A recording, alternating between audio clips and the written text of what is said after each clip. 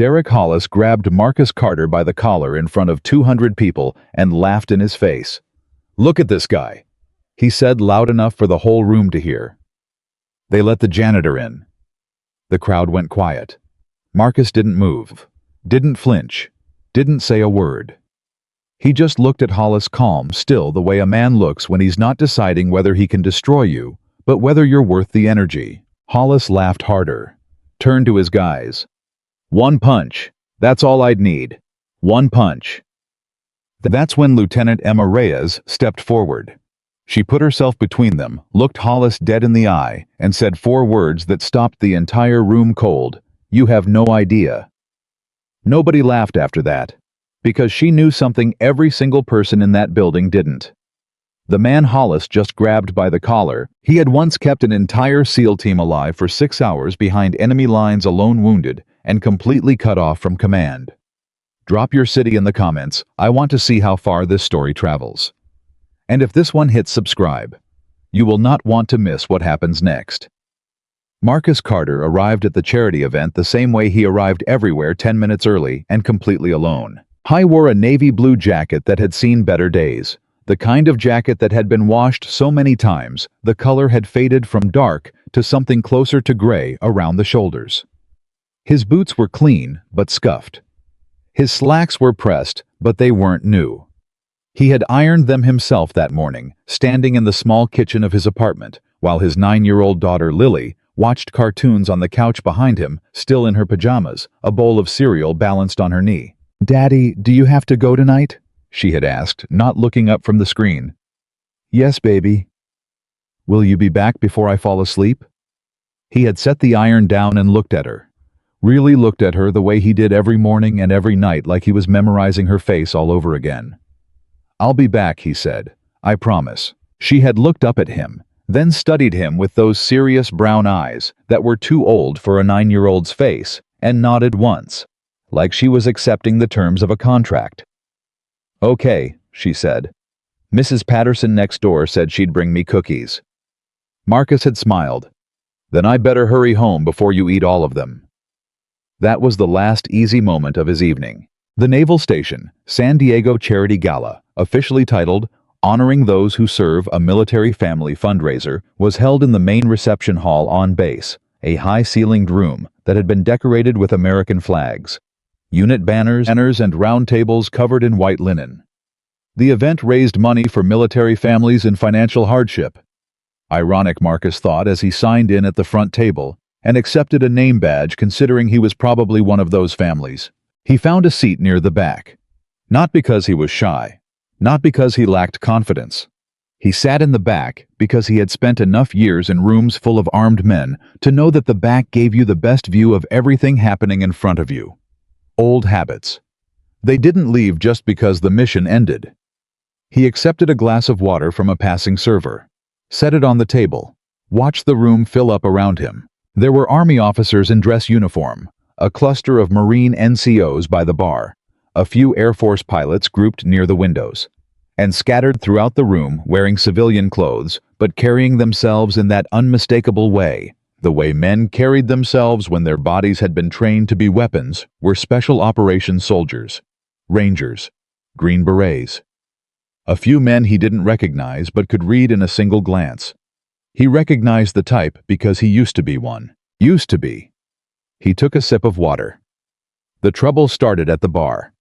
Marcus noticed them before they noticed him. 4 men, all Army, all big, all carrying that particular brand of loud confidence that usually came from a combination of testosterone, alcohol, and an audience. The kind of men who told stories about their deployments the way other men talked about high school football games. Loud, proud, performing. The tallest one.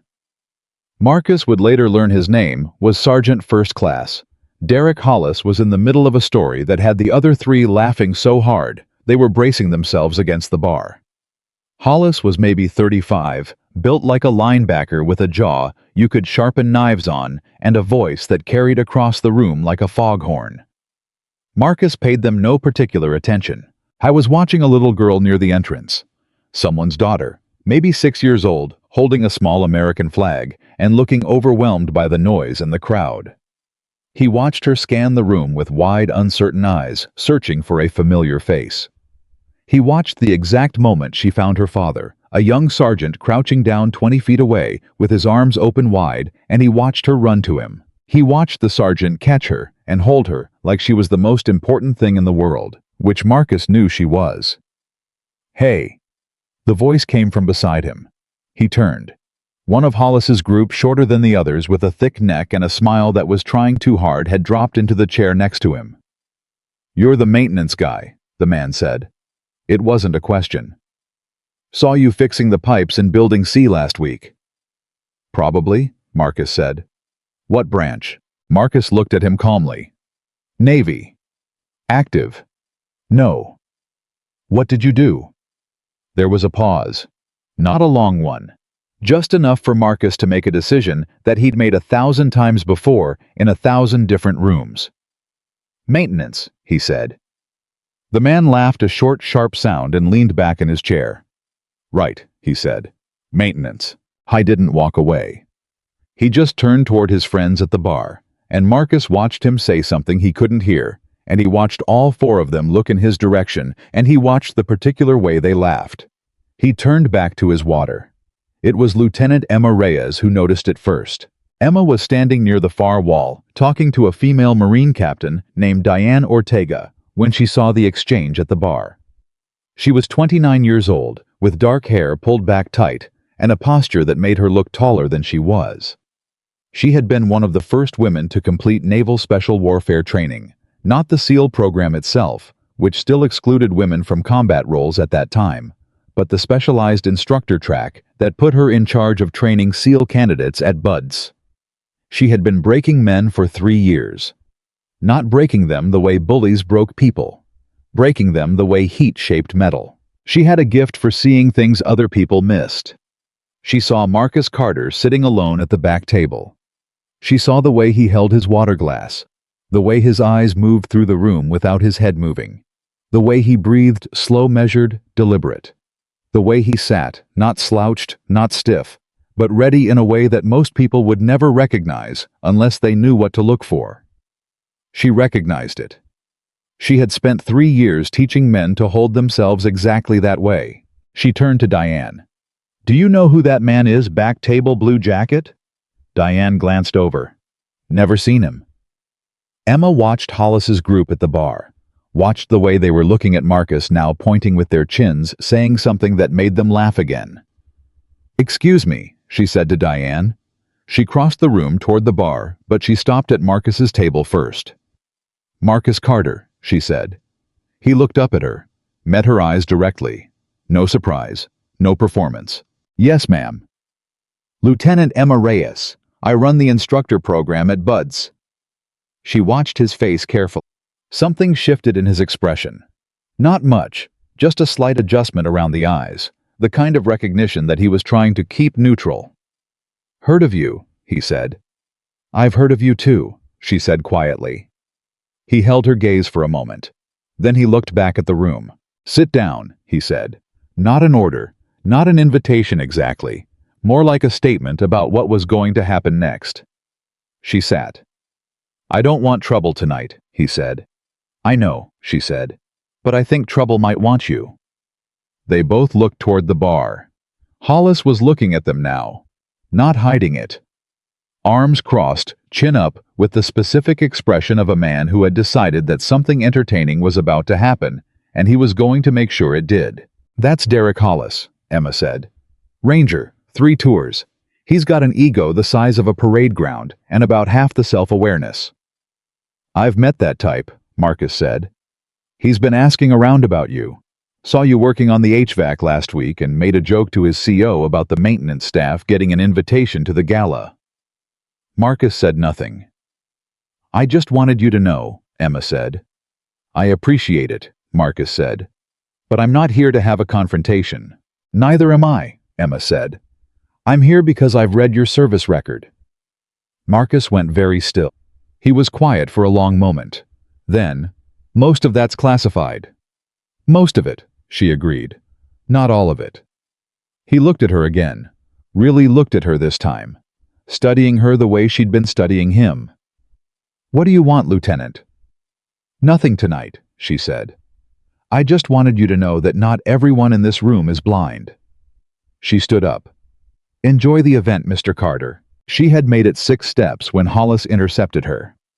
He did it casually, stepping into her path with a grin that was too wide and a stance that was too relaxed, the calculated ease of a man who was performing confidence for an audience.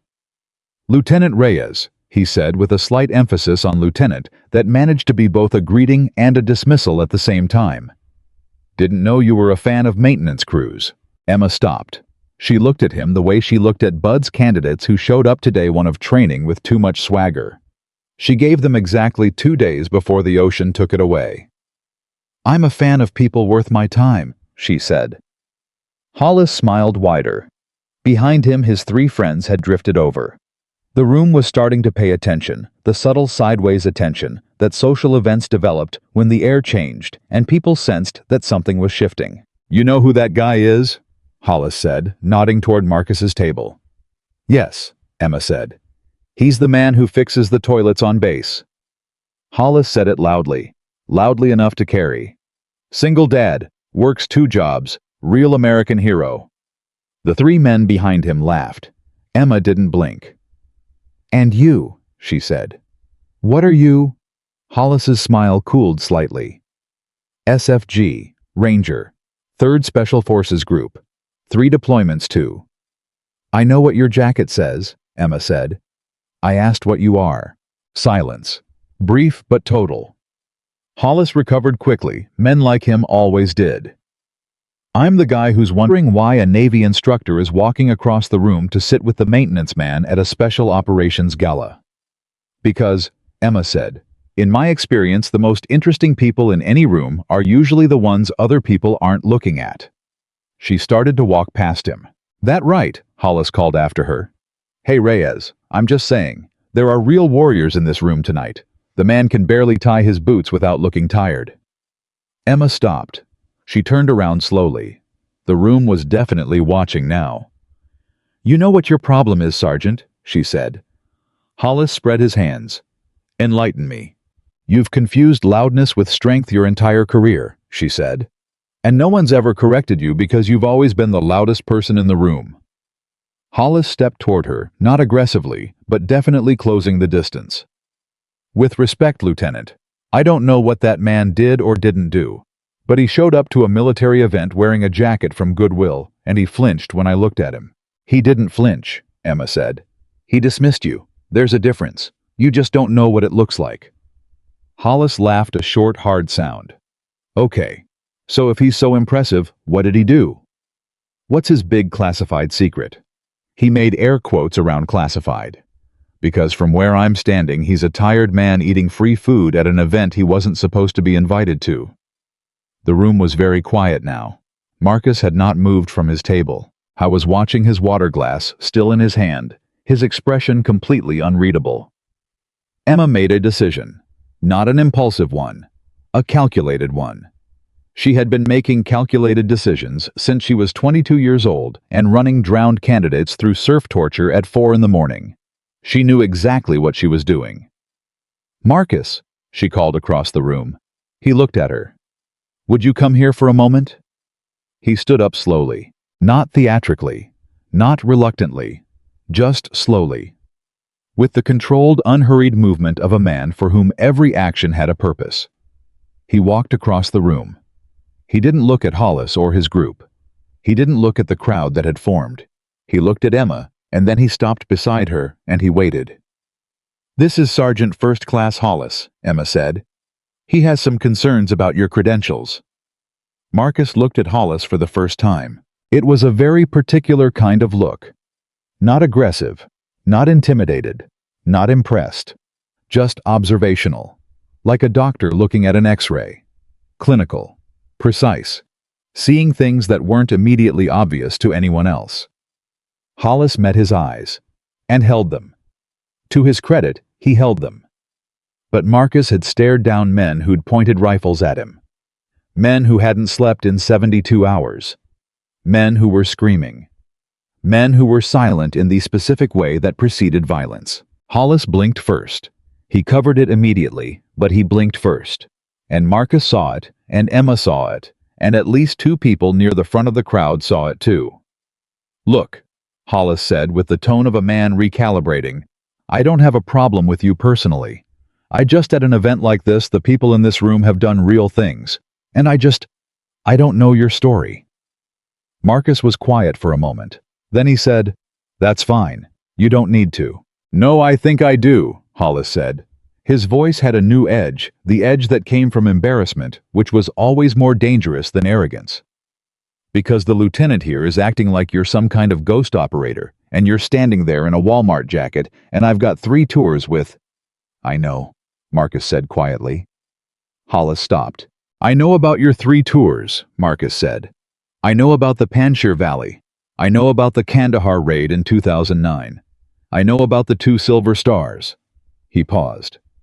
"I know because I was briefed on every SF unit operating in-country during my last 2 deployments, because that was part of my job." Silence. "What was your job?" Hollis said. Marcus looked at him. "Go home, Sergeant," he said gently. "You've got a good record. Don't spend tonight making it worse." Hollis's jaw tightened. "I asked you a question." "And I told you it didn't matter," Marcus said. "It matters to me." "I understand that," Marcus said. "You're a man who needs to know where everyone ranks. It's a useful instinct in the field. In a room like this, it mostly just makes people uncomfortable." "Then show me," Hollis said. "Put it on the table. You want to talk about credentials? Let's talk about them." "I don't," Marcus said simply. "Then maybe you don't have any." The room went dead quiet. Marcus took a long, slow breath, and Emma watched something happen in his eyes, not anger, not wounded pride, something colder, something that had been very carefully put away a long time ago and was now being briefly, deliberately taken out. "One thing," Marcus said. "Whatever you think you know about strength, whatever they told you in training, whatever you told yourself in the field, understand this." He leaned slightly forward, not in Hollis's face, just forward, a half-inch shift in weight. Hollis did not step back, but his body wanted to. "The most dangerous thing in this room," Marcus said quietly, "is not the man who needs to prove it." He stepped back. "I'm going to go finish my water," he said. "Thank you for the conversation." He turned and walked back to his table. Hollis stood there. The crowd exhaled carefully, quietly, the way people exhaled when they weren't sure if the storm had passed or was just gathering. Hollis turned to Emma. His voice was low, hard. "One punch," he said. "That's all I need. One test. Put him on a course, hand-to-hand, obstacle, whatever you want. One test and we'll all know exactly who Marcus Carter is." Emma looked at him for a long moment. "You sure about that?" she said. "Dead sure." She was quiet. She was thinking about Marcus, about his daughter at home eating cookies with Mrs. Patterson, about the file she had read, about the things in that file that most people in this building would never know and would never be cleared to know. She was thinking about whether she had the right to make this decision, and then she thought about the young recruits she trained, the ones who came in thinking strength was noise, thinking power was volume, thinking that the man worth following was always the one talking loudest. She thought about what it would mean for them to see something different. She turned to find Marcus. He was already looking at her. Across the room, over the heads of the crowd, he was looking directly at her with an expression that said, "I know what you're thinking, and I already know what I'm going to say." She raised an eyebrow. He looked at her for a long moment. Then almost imperceptibly, so small that if you weren't watching, you would have missed it completely. He nodded. Emma turned back to Hollis. "Tomorrow morning," she said. 0600, training complex, full evaluation." Hollis smiled. "Finally. Not a fight," Emma said. "A combat assessment. My course. My rules." "Fine. And Sergeant," she looked at him steadily. "Whatever you see tomorrow, whatever happens, I need you to understand that you asked for this. Not me, not him, you." Hollis nodded. His smile didn't waver. He had no idea what he'd just agreed to. Marcus was waiting for her by the entrance. He had his jacket on. His name badge was already off, tucked in his pocket. "You didn't have to do that," he said. "I know," Emma said. "Did you want me not to?" He was quiet for a moment. "No," he said finally. "It's time." "You've been here 2 years," she said. "You could have said something any time." "I know. Why didn't you—" He thought about Lily on the couch, the cartoons, the cookies, the way she had looked at him before he left, those serious brown eyes, measuring him against some internal standard he hoped he was still meeting. "Because the life I have now is the one I chose," he said. "I didn't leave the teams because I had to. I left because my daughter needed a father more than the Navy needed an operator." Emma watched him. "And I've never regretted it," he said. "Not once." "Then why agree to tomorrow?" He buttoned the top button of his faded jacket. "Because those men in there, Hollis, all of them, they're going to lead people someday. Probably already do." He looked toward the door. "And if they go through their whole careers thinking that real strength looks like what Hollis showed tonight." He paused. "Then the people following them are in trouble." Emma said nothing. "Besides," Marcus said, and for the first time all evening, there was something close to a smile at the corner of his mouth, "my daughter's going to be asleep before I get home anyway." He left without looking back. Emma stood in the entrance and watched him go. The faded blue jacket moving through the parking lot, getting smaller in the dark until the night absorbed him completely. Around her, the event continued. Music started up again. Glasses clinked. Someone laughed too loudly at something near the bar. She thought about the file on Marcus Carter. Not the parts that were classified, though those parts alone were enough to make most men's knees go weak. She thought about the last page. The exit interview. The final assessment written by his commanding officer, the one that had been sitting in a manila folder marked inactive for 2 years. Operator demonstrates singular combination of technical excellence and psychological discipline. Recommend retention at highest levels. And then below that, in different handwriting, smaller, more personal, like it had been added later, Marcus chose family. Cannot fault him. Some battles only one man can fight. This is his. Emma walked back into the gala. She had a training schedule to build. And tomorrow, she was going to show a room full of warriors, something they hadn't seen in a very long time. The real thing. Marcus drove home through San Diego's nighttime streets. The city lights blurring past the window, and he thought about the way Hollis had looked at him. The dismissal. The contempt that had nothing to do with Marcus personally, and everything to do with what Hollis needed Marcus to be, the safe, small, unimportant man who made men like Hollis feel bigger by comparison. He had known men like Hollis his entire adult life. Some of them had been in his unit. Some of them had been good soldiers who never learned to let go of the need to rank everyone around them who went to sleep at night. Running tallies, stronger than faster, than more decorated, than as if strength were a currency that only counted when you had more than the man beside you. And some of them, not Hollis, but some had gotten people killed because of it. Because they'd needed to prove something in a moment when the right move was to step back. Because they'd been incapable of the most dangerous move any trained operator could make, the choice not to act. Marcus pulled into the parking lot of his apartment building. Sat in the car for a moment. Turned off the engine. The building was quiet. 3rd floor apartment, 312. He knew without looking that the kitchen light would be on. Mrs. Patterson always left the kitchen light on, and that Lily would be on the couch or already in bed, depending on whether the cookies had been sugar or chocolate chip. Sugar kept her up. Chocolate chip made her sleepy. He had studied this pattern the way he had once studied terrain maps and threat assessments. He got out of the car. He had a decision to make, not about tomorrow. That decision was already made. Had been made the moment he nodded at Emma across the room. The decision was about tonight, about whether to tell Lily. He stood in the parking lot for a moment, looking up at the lights of his building, thinking about his daughter's face. About the questions she asked at dinner, sometimes the careful sideways questions that a 9-year-old asked when she was trying to understand something she didn't have the vocabulary for yet. "Daddy, were you ever a hero?"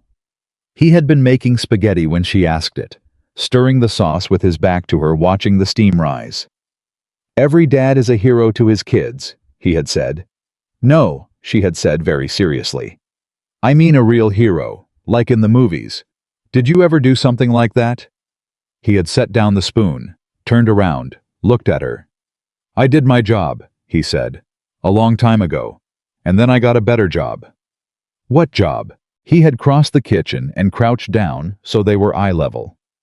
You, he said. She had considered this with her characteristic seriousness. Then she had nodded, accepting it, and gone back to her homework. But she had glanced at him once more before she looked down. And in that glance was everything she hadn't said. I know there's more. I'll wait until you're ready to tell me. He walked up the stairs. Mrs. Patterson had left a note on the door. She's asleep. Ate 4 cookies. The chocolate chip ones. I left the rest in a bag on the counter. Good luck tomorrow, Marcus, though from what I can see, you don't need it. Marcus stood with the note in his hand for a moment. He had never told Mrs. Patterson anything about his service. But she was 73 years old, and she'd been an army wife for 30 years before her husband died, and some people just knew. He pushed open the door quietly. The kitchen light was on. He checked on Lily. She was in her bed, curled on her side, one arm around the stuffed dog she'd had since she was 3. Her breathing was the slow, deep breathing of children, which was the most uncomplicated sound Marcus had ever heard in his life. He stood in her doorway for a long time, thinking about Hollis's voice in the gala. 1 punch. That's all I need. Thinking about Emma's eyes across the room, steady and knowing. Thinking about tomorrow. He was not afraid. He had not been afraid in a very long time, not because he was fearless, but because he had learned the difference between fear and information. Fear was just data. It told you something was real. What you did with it was the choice that mattered, and his choice always had been the same. Do the job. Not for recognition, not for applause, for the people behind you. He looked at his daughter. For the people who depended on you to come home. He pulled her door closed softly. He went to the kitchen, found the bag of cookies on the counter, took one, sat down at the small kitchen table, and began to think about tomorrow. He didn't know yet that tomorrow would change everything. Not just for Hollis, not just for Emma, for every young recruit who would hear the story for years afterward, and for Lily, who would find out one ordinary Tuesday morning exactly who her father was. Exactly who he had always been, the morning after the gala. The alarm on Marcus Carter's phone went off at 4:45. He was already awake. He had been awake since 3. Sitting at the kitchen table with a cup of coffee that had gone cold, staring at the wall the way he used to stare at maps before a mission. Not anxious, not second-guessing, just thinking, processing, running through variables, the way his mind had been trained to run through them methodically, without emotion, identifying what he knew and what he didn't. What he knew, Derek Hollis was a legitimate soldier, decorated, experienced, the kind of man who had earned his confidence through real things, even if he wore that confidence badly. He would show up tomorrow, ready to fight, ready to win, and ready to make Marcus look small in front of every person on that base. What he didn't know whether he still had it. That was the one he sat with longest. It had been 2 years since he'd trained seriously. 2 years of maintenance shifts and parent-teacher conferences and Saturday mornings at the park, pushing Lily on a swing, while other parents stood around with coffee cups, talking about things that felt very far away from everything Marcus had ever known. 2 years of deliberately consciously choosing softness over sharpness, choosing presence over readiness. He didn't regret a single day of it, but sitting in the dark at 4 in the morning, he wondered if he'd made himself into something less than what he used to be. Then Lily padded into the kitchen in her pajamas, her hair a disaster, rubbing her eyes with the back of her hand. "Daddy, why are you up?" "Couldn't sleep," he said. She climbed into the chair across from him without being asked, pulled her knees up to her chest, and looked at him with those eyes. Those serious, too old, knowing eyes. "Are you worried about something?" "A little," he said, because he didn't lie to her. He had made that decision when she was 4 years old, and it was the one decision he had never once reconsidered. "About what?" He looked at her, thought about how to say it. "I have to do something today that I haven't done in a long time." "Like what?" Like prove something. She was quiet for a moment, thinking it over with the gravity she brought to everything. Then, to who? To some people who don't believe I can. She nodded slowly. Then she uncurled herself from the chair, walked around the table, and put both her arms around his neck from behind, pressing her cheek against the top of his head. I believe you can, she said. He put his hand over her small arms. That's enough, he said. Go back to sleep. She went. He sat for another 10 minutes. Then he stood up, rinsed his coffee mug, and went to get dressed. He was ready by 5:15. At 5:30, he drove toward the base through empty streets, and somewhere in that drive, somewhere between the apartment and the gate, the part of Marcus Carter that had been sleeping for 2 years woke up and stretched and settled back into place like it had never left. Like it had simply been waiting. Like it knew all along that this day was coming. The guard at the gate checked his ID, waved him through without a word.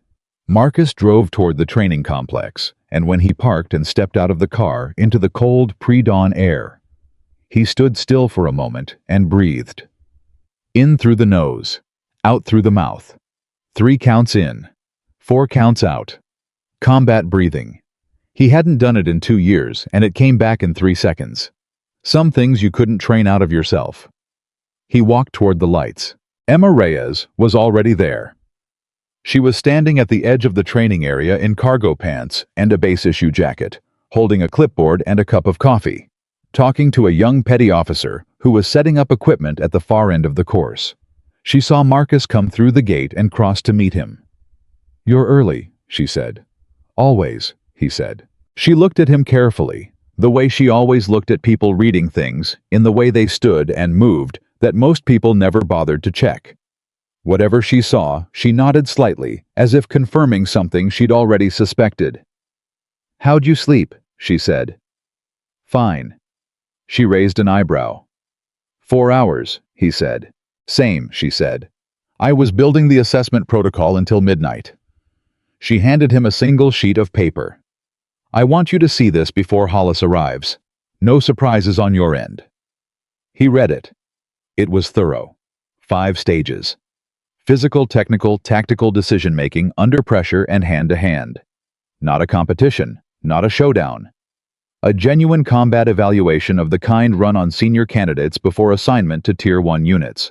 The kind of evaluation Marcus had passed 12 years ago. The kind of evaluation Emma had decided would speak louder than any conversation.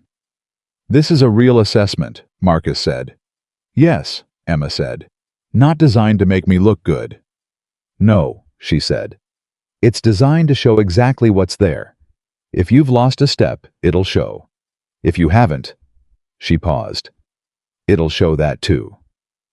Marcus folded the paper and put it in his jacket pocket. Fair, he said. I need you to understand something, Emma said, and her voice shifted slightly, not harder, but more direct the way it shifted when she was saying something that mattered. I didn't set this up to humiliate Hollis. I set it up because the young instructors here, the candidates, the people coming up, they need to see what real operational maturity looks like. Not strength, not aggression, maturity. She looked at him steadily. You understand the difference? I do, Marcus said. I know you do, she said. That's why I called your name last night. She walked back toward the course, and Marcus followed, and neither of them said anything else, and it was the most comfortable silence Marcus had been in since he'd left the teams. The kind of silence that only existed between people who understood exactly what was about to happen and had already made peace with it. Hollis arrived at 5:59. He came through the gate with 2 of his men, the thick-necked one from the gala, whose name turned out to be Staff Sergeant Ray Pruitt, and a younger soldier, maybe 26, who moved quietly and watched everything carefully. Hollis had traded his dress uniform for PT gear, and he looked exactly the way Marcus had expected him to look, rested, confident, and ready. He saw Marcus, and his expression did something complicated. Not backed down, not apologetic, just recalibrated the way a man recalibrated when he was walking into a situation that had turned out to be slightly different than the one he'd imagined. Carter, he said. Hollis, Marcus said. They looked at each other. No handshake, no posturing, just two men taking measure. It lasted maybe 3 seconds and felt much longer. Emma stepped between them. "Gentlemen, before we start, I want to be clear about what today is and isn't. This is not a grudge match. This is not a pissing contest. This is a formal combat assessment conducted under standard naval special warfare evaluation protocols. Mr. Carter has agreed to complete the assessment. Sergeant Hollis, you and your men are here as observers. Is that understood?" Hollis's jaw tightened slightly. "I thought I was observing," Emma said. Flat. Final. The voice she used at Bud's when a candidate started to argue and she needed to close the conversation in under 2 words. Hollis closed his mouth. "Good," Emma said. "Let's begin." The first stage was physical. A modified obstacle course walls rope climbs crawl sections, a weighted carry over 200 meters. Nothing exotic. Nothing designed to show off. Just a pure physical baseline, the kind of test that told you everything about how a body had been maintained and how a mind managed that body under load. Hollis watched from the side with his arms crossed. Pruitt watched too, but without the crossed arms. He just watched with the careful eyes of a man who was genuinely uncertain what he was about to see. The young soldier Marcus would learn his name was Corporal James Weller. Watched the way a person watched when they were trying to memorize something. Marcus stepped up to the start line. He rolled his shoulders once, took his 3 breaths, and then he went. I didn't explode out of the gate the way younger men did, that full throttle burst that spent 30% of your reserves in the first 60 seconds and guaranteed you'd be gasping at the halfway point. He accelerated steadily, building pace with an economy of motion that looked to the untrained eye almost casual. Hollis saw casual. He said low to Pruitt, "This is already over." Pruitt didn't respond, because Pruitt was watching Marcus hit the first wall, and what he saw wasn't casual. What he saw was a man whose body remembered exactly what it was doing, moving through a wall climb. The way water moved through a gap, not forcing, not straining, just finding the path of least resistance and taking it with complete authority. The weighted carry was where the watchers went quiet. Marcus picked up the sandbag 180 pounds and moved. Not fast, but he didn't slow down. He didn't shift the weight. He didn't readjust his grip. He simply moved his breathing audible and controlled his pace absolutely steady for the full 200 meters. And when he set the bag down at the finish line, he stood up straight, and his breathing within 15 seconds had already started to come back down. Hollis said nothing. Pruitt looked at him. Hollis's jaw was tight. His arms were still crossed, but his eyes had changed. Emma checked her stopwatch, wrote something on her clipboard, and moved on without comment. Stage 2 was technical. Firearms handling, disassembly and reassembly, under time-pressure field stripping, under a stress protocol that involved noise, physical discomfort, and a running clock. The kind of thing that fell apart when a person's hands weren't trained or their mind wasn't steady. Marcus's hands didn't shake. He had always had steady hands. Even after the worst nights, the ones he didn't talk about, his hands had always been steady. It was one of the things his first commanding officer had noted in his evaluation back when he was 22 and barely qualified and trying to prove he belonged. Exceptional composure under physical and psychological duress. Hands steady at all observed stress levels. His hands were still steady. He stripped and reassembled a Glock 19 in just under 22 seconds with noise playing through a speaker 6 inches from his left ear and Emma pressing a hand down on his shoulder, adding unexpected physical pressure. He didn't blink. He didn't rush.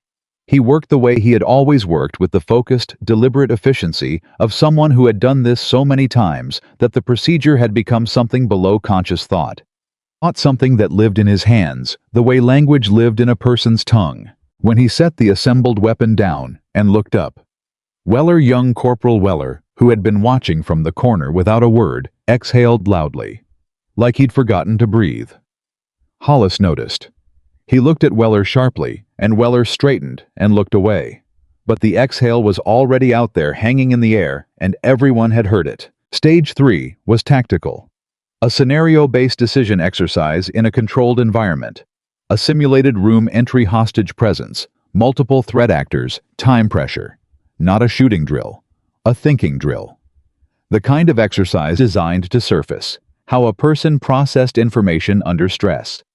How they communicated, how they made decisions when every option had a cost. Emma ran the scenario herself, calling out threat positions and status changes from behind a monitor, watching not just what Marcus did, but how fast he decided and how clearly he communicated his reasoning.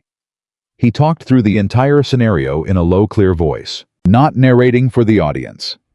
Talking to himself the way operators talk to themselves in the field, a running external monologue that kept the decision chain visible, audible, trackable. Left sector clear. Center threat neutralized. Right sector compromised, fall back to secondary position. Hostage status, stable, moving to extraction. Clean. Precise. No wasted words. No hesitation at the decision points that actually cost you, the ones where both options were bad and you had to pick fast. When the scenario ended, Emma looked up from her monitor. Hollis was no longer standing with his arms crossed. He was standing with his hands at his sides. It was a small change, the kind of change that meant nothing to someone who didn't know how to read people. But Emma had spent 3 years reading people under maximum stress, and she knew exactly what it meant. It meant Hollis's body had stopped performing confidence, which meant what he was watching had gotten past his defenses. Break, Emma said. 10 minutes. Hollis walked away from the group, went to the far edge of the training area, and stood there with his back to everyone, looking at nothing. Pruitt started to follow him, then stopped, then looked at Marcus, then looked away. Marcus sat down on a low bench near the wall, pulled a water bottle from his bag, drank half of it, rolled his neck once, looked at the sky, which had gone from black to a deep blue-gray, the first pale line of sun beginning to show at the eastern edge. Weller walked over to him. He stopped a few feet away, as if he wasn't sure he was allowed to be there, and then he said, "Sir, I'm sorry, I don't know what to call you." "Marcus is fine." "Marcus." Weller swallowed. He was young enough that his discomfort was completely visible on his face, which Marcus actually appreciated. Visible discomfort was honest. "Can I ask you something?" "Go ahead." "How long have you been out?" 2 years, Marcus said. Weller stared at him. 2 years. He repeated like the words didn't make sense in that order. "My daughter needed a father," Marcus said. "So that's what I became." Weller was quiet for a moment. Then, "What was it like when you left?" Marcus thought about the question. He gave it the consideration it deserved, which was more than most people expected when they asked it. "The hardest day of my career," he said finally, "and the easiest decision I've ever made." Weller looked at him for a long time.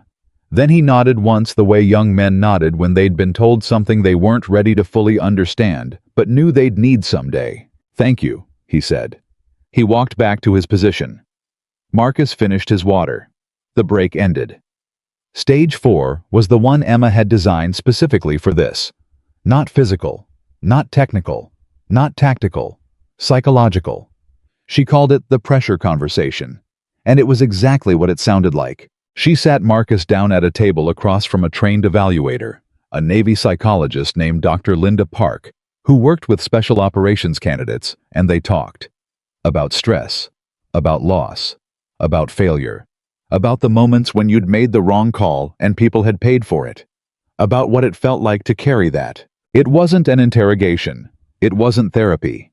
It was a conversation designed to show how a person held themselves when they were required to be honest about the things they'd rather not look at. Hollis had come back from the edge of the training area by now. He stood beside Pruitt and watched from a distance too far to hear the words, but close enough to see Marcus's face across the table. They talked for 22 minutes. Marcus never looked away from Dr. Park. Never deflected. Never used the language people used when they were performing emotional honesty rather than practicing it. The rehearsed phrases, the therapeutic vocabulary, the pre-packaged story of growth and recovery that sounded right but meant nothing. He just answered her questions. Some of them took a long time to answer. He sat with them, let them breathe. And then he said what was true. When it was over, Dr. Park wrote one word on her evaluation sheet. She didn't show it to anyone until later. The word was integrated. It meant the opposite of fractured. It meant a person who had experienced hard things and absorbed them without being unmade by them. A person who knew what they carried and had found a way to keep moving that was sustainable. Real, not performance. Emma saw the word when Dr. Park handed her the sheet. She didn't react, but her hand just for a second tightened on the clipboard. Stage 5. Hand to hand. Emma called it last, and she called it with the specific neutrality of someone who had been building to this for 4 stages and was choosing very deliberately to treat it as just another data point. But the training area knew. The air changed the way air always changed before the thing everyone had actually come to see. Hollis straightened up. Pruitt stood still. Weller held his breath. Marcus stood up from the bench and walked to the center of the marked area. He stopped. He stood with his feet shoulder-width apart, hands loose at his sides, and he waited with the patience of a man who was very comfortable being the eye of someone else's storm. Emma had arranged for a sparring partner, not Hollis. She'd been clear about that from the start. A current BUD/S instructor named Torres. 28 years old, 6'1", 210 pounds, with 4 years of competitive jiu-jitsu and 2 years of Muay Thai.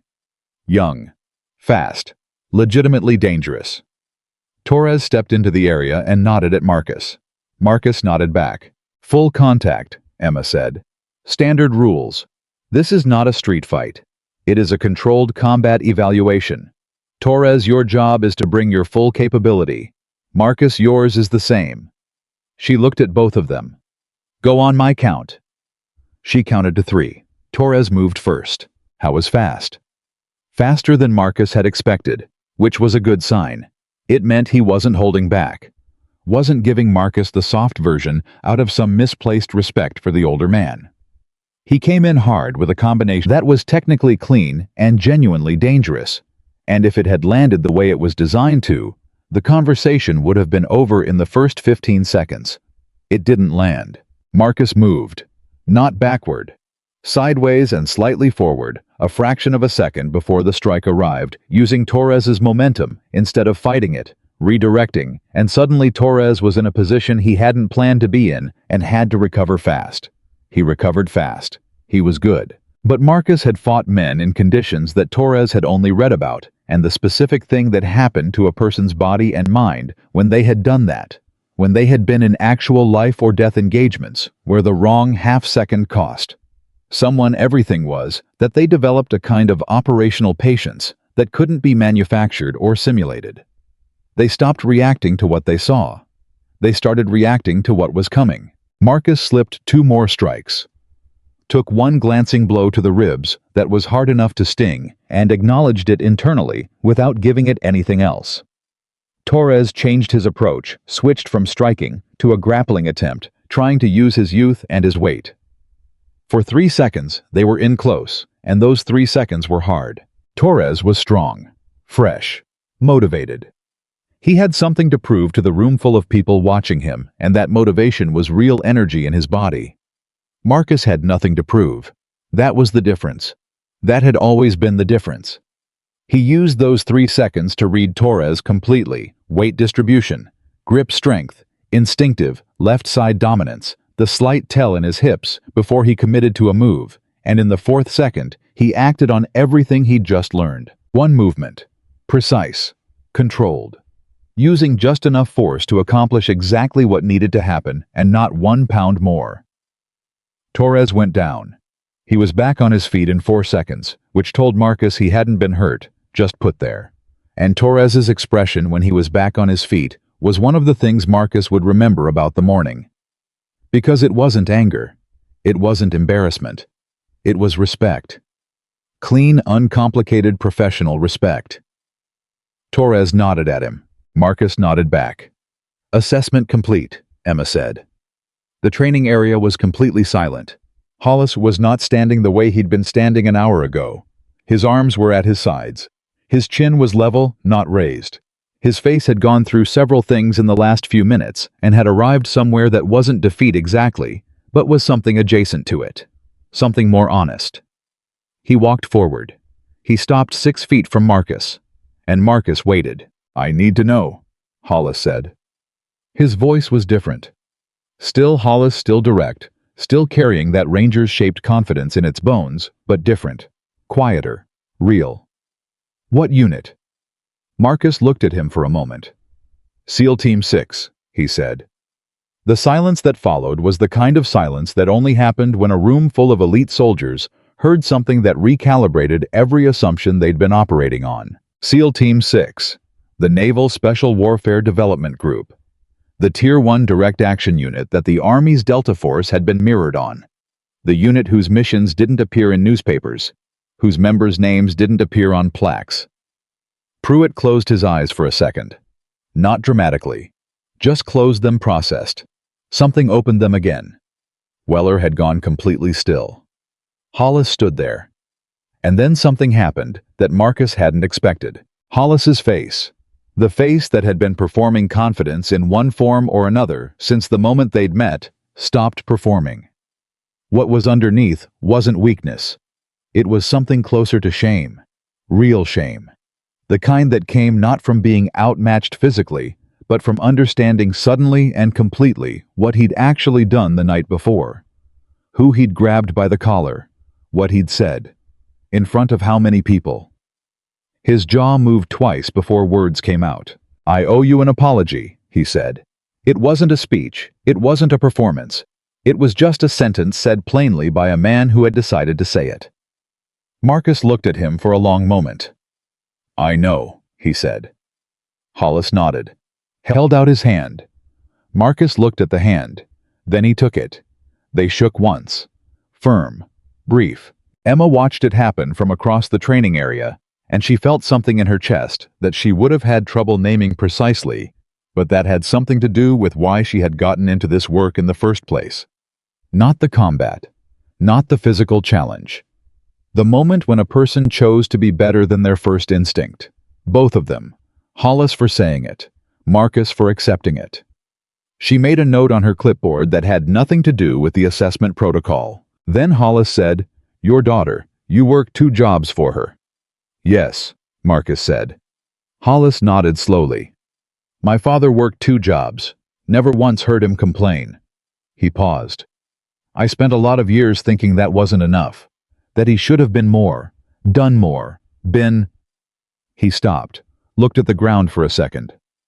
"I've been wrong about a lot of things for a long time." Marcus looked at him. At the man who had grabbed him by the collar 12 hours ago and laughed in front of 200 people. At the face that was showing him something now that the collar and the laughter had been covering. "You're not wrong about everything," Marcus said. "You're a good soldier. The record proves it." "The record doesn't prove enough," Hollis said. Marcus said nothing. Hollis looked at him. "How do you do it, the 2 jobs? The single dad thing. After everything after all of it. How do you do it without—" He didn't finish the sentence. "Without losing it," Marcus said. Hollis nodded. Marcus thought about Lily at the kitchen table in her pajamas. The bowl of cereal. The cartoons. The arms around his neck and the cheek pressed against his head. "I believe you can," she had said. "I have a reason," Marcus said. "A very specific one. She's 9 years old and she likes chocolate chip cookies, and she's going to need someone to drive her to college someday." He paused. "That's enough. That has always been enough." Hollis looked at him for a long time. Then he exhaled. A long, slow exhale that seemed to release something he'd been holding for a while. "Yeah," he said. "Yeah, I think I get that." The sun was fully up now. The training area had gone from gray to gold, the light hitting the equipment and the concrete and the faces of 4 men who had walked into the morning as one thing and were walking out of it as something slightly permanently different. Emma called it. "Evaluation complete. Scores will be documented and filed." She looked at each of them in turn. "Whatever happened here today stays professional. Understood?" They all nodded. She turned to Marcus last, held his gaze for a moment. "Thank you," she said. "Just that." Marcus picked up his water bottle and his jacket from the bench. He checked his phone. It was 7:48. He had a maintenance shift starting at 9. He had to pick up Lily from Mrs. Patterson's at 8:30. He had exactly enough time. He walked toward the gate. Weller called after him. "Marcus." He turned. The young corporal was standing in the middle of the training area, hands in his pockets, looking at him with an expression that was trying to hold more than it knew how to say. "I'm going to remember this," Weller said, "for a long time." Marcus looked at him. At 26 years old, and all that careful watching. At the man he might become if the right things got through to him early enough. "Good," Marcus said. "Make sure you do." He walked out through the gate. He drove toward his daughter. And behind him in the training area, Emma Reyes stood alone with her clipboard and the morning light and the documentation of something she knew was going to matter long after the forms were filed and the scores were recorded and the official version of the day was put away in a drawer somewhere. She knew because she had been teaching warriors for 3 years, and she had learned in 3 years that the most important lessons were never the ones on the schedule. They were the ones nobody planned for, the ones that arrived in a faded blue jacket smelling like coffee and an early morning and left before anyone thought to say thank you properly. She stood there for a moment longer. Then she wrote Marcus Carter's final score at the bottom of the evaluation sheet. She stared at it. It was the highest score she had ever recorded in 3 years of assessments. She had not planned that, but she also was not surprised. Emma Reyes filed the evaluation report at 8:53 that morning.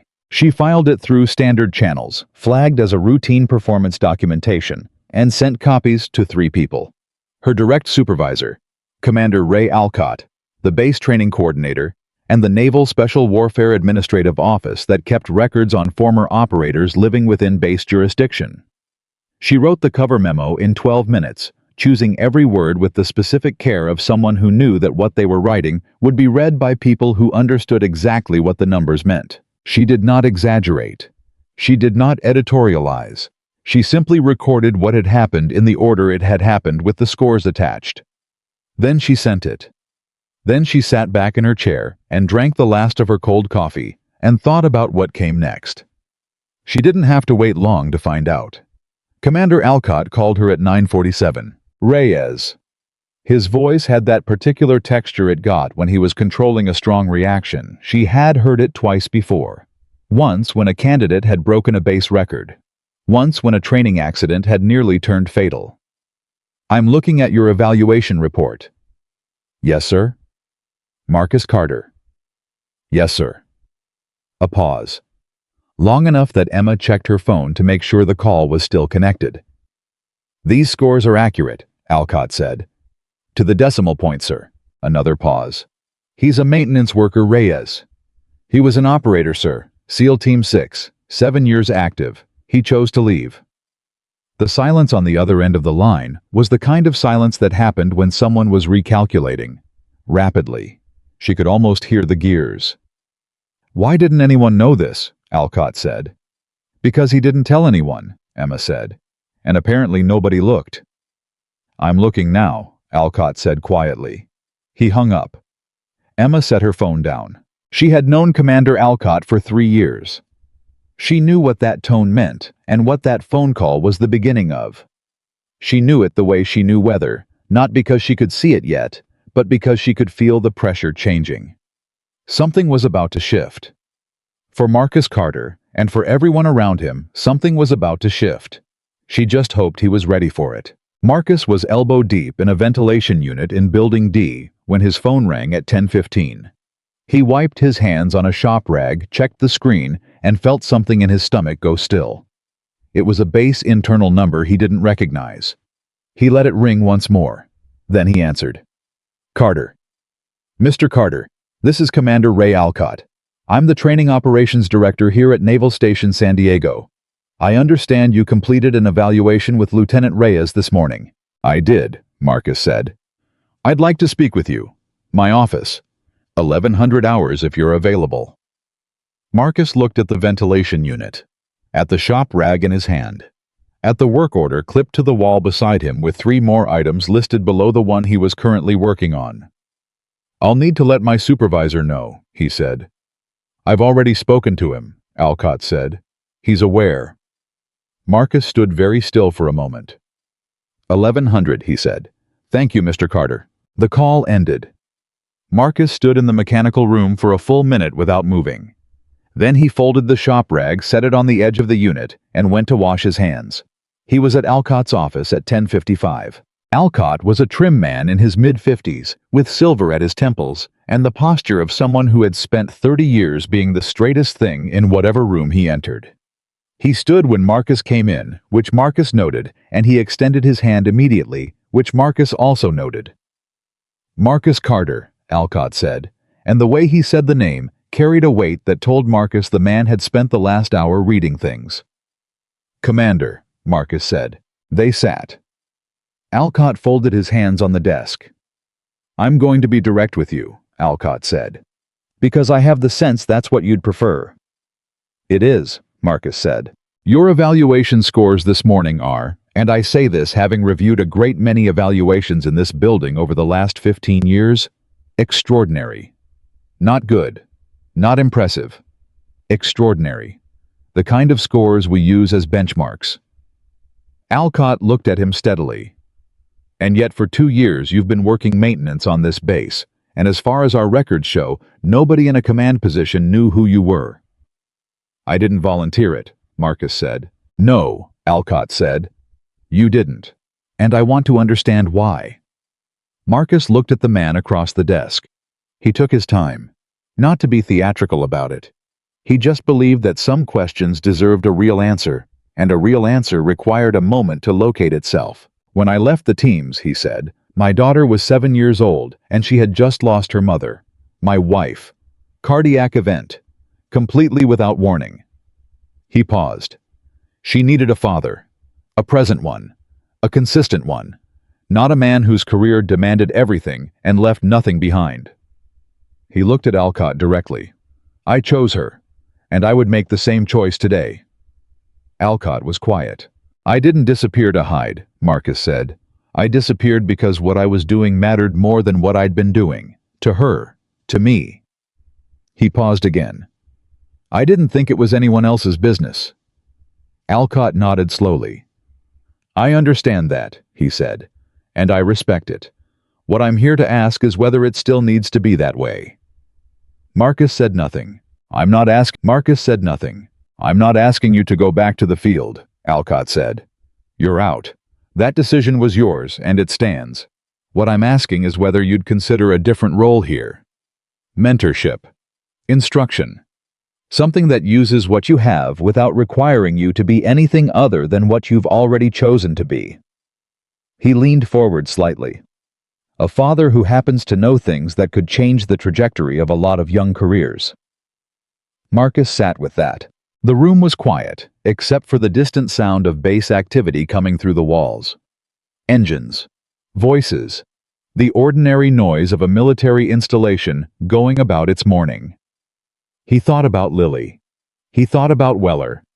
Standing in the training area, with his hands in his pockets, and his expression full of things he didn't yet have words for. I'm going to remember this, for a long time. He thought about what Emma had said the night before. The people coming up. Needing to see what real operational maturity looked like. What would it mean for my schedule? Marcus said. Alcott's expression shifted the controlled shift of a man who had expected more resistance and was recalibrating. We'd work around your priorities, your daughter, your current obligations. Nothing about your life would be dismantled. He paused. I'd like to add to it, not replace it. Marcus looked at him for a long moment. I want to think about it, he said. That's fair, Alcott said. Take whatever time you need. Marcus stood. Alcott stood. They shook hands. At the door, Marcus turned back. Commander, he said. The evaluation this morning, the people who were there, Hollis and his men. What about them? Whatever comes from this, whatever changes, I don't want it to be at their expense.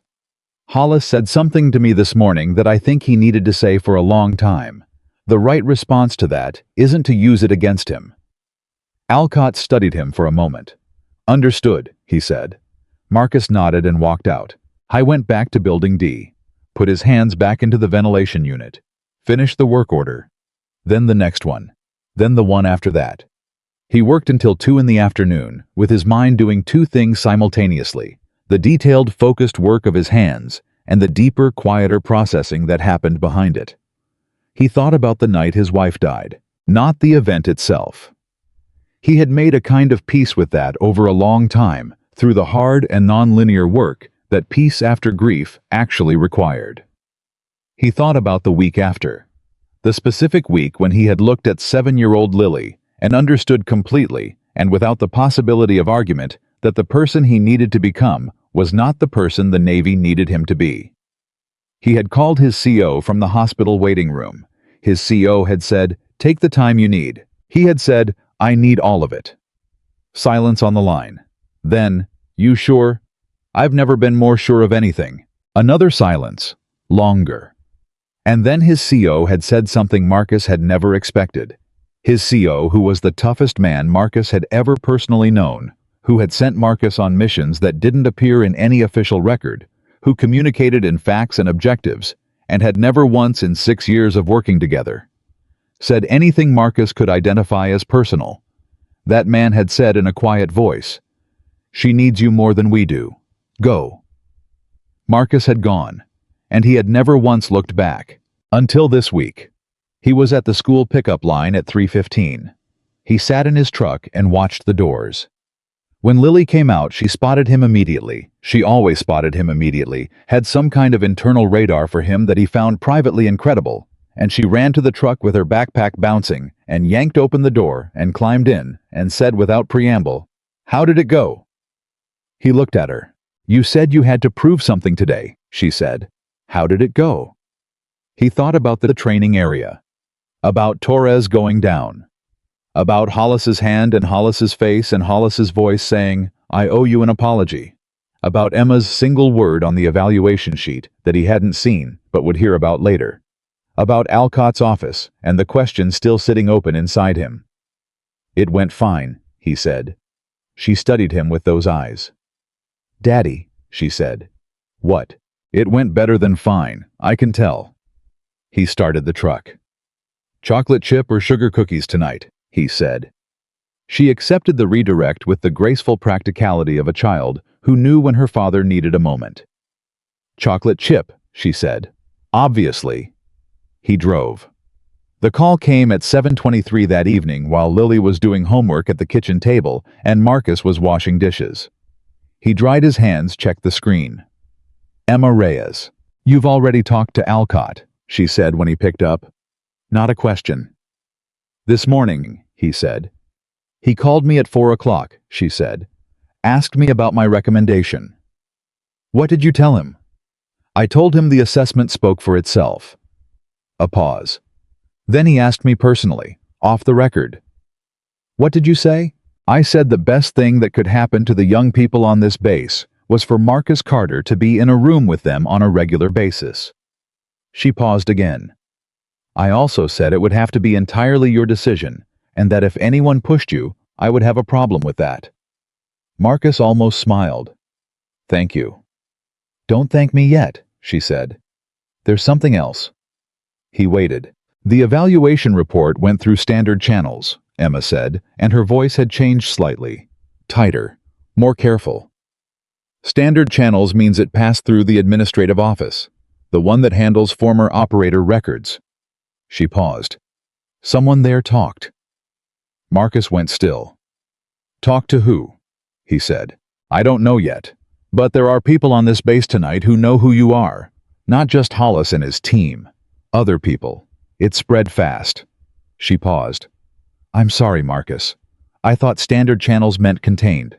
I was wrong." He stood at the kitchen counter and looked at his hands. At the dish rag folded over the edge of the sink. At Lily 10 feet away, her head bent over her homework, her pencil moving steadily, completely unaware. "How many people?" he said. "By now," Emma said. "Probably most of the base." He closed his eyes, not in distress, in the specific internal stillness he had learned to go to when a situation changed faster than planned, and the only productive response was to recalibrate before acting. He opened his eyes. "Okay," he said. "Okay, Emma said. It's done, he said. It's out. Reacting to it isn't going to change it. He paused. The question is, what happens next? Emma was quiet for a moment. Then, that depends on you. I know, he said. For what it's worth, she said. The reactions I've heard they've been the right ones. People aren't gossiping. They're stunned. There's a difference. Marcus looked at Lily again. Her pencil had stopped. She was chewing the eraser end, staring at a problem, working it out. I have a daughter to put to bed, he said. Of course, Emma said. Marcus, whatever you decide, I'm in your corner. I know, he said. Thank you, Lieutenant. He hung up. He stood at the counter for another 30 seconds. Then he walked to the table and sat down across from Lily. She looked up. He looked at her face, at the pencil in her hand, at the homework and the eraser marks and the small crease between her eyebrows that appeared when she was working something difficult. Lily, he said. Yeah. I need to tell you something. She set the pencil down.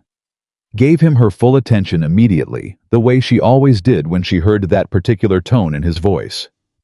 A long time ago, he said, before you were born.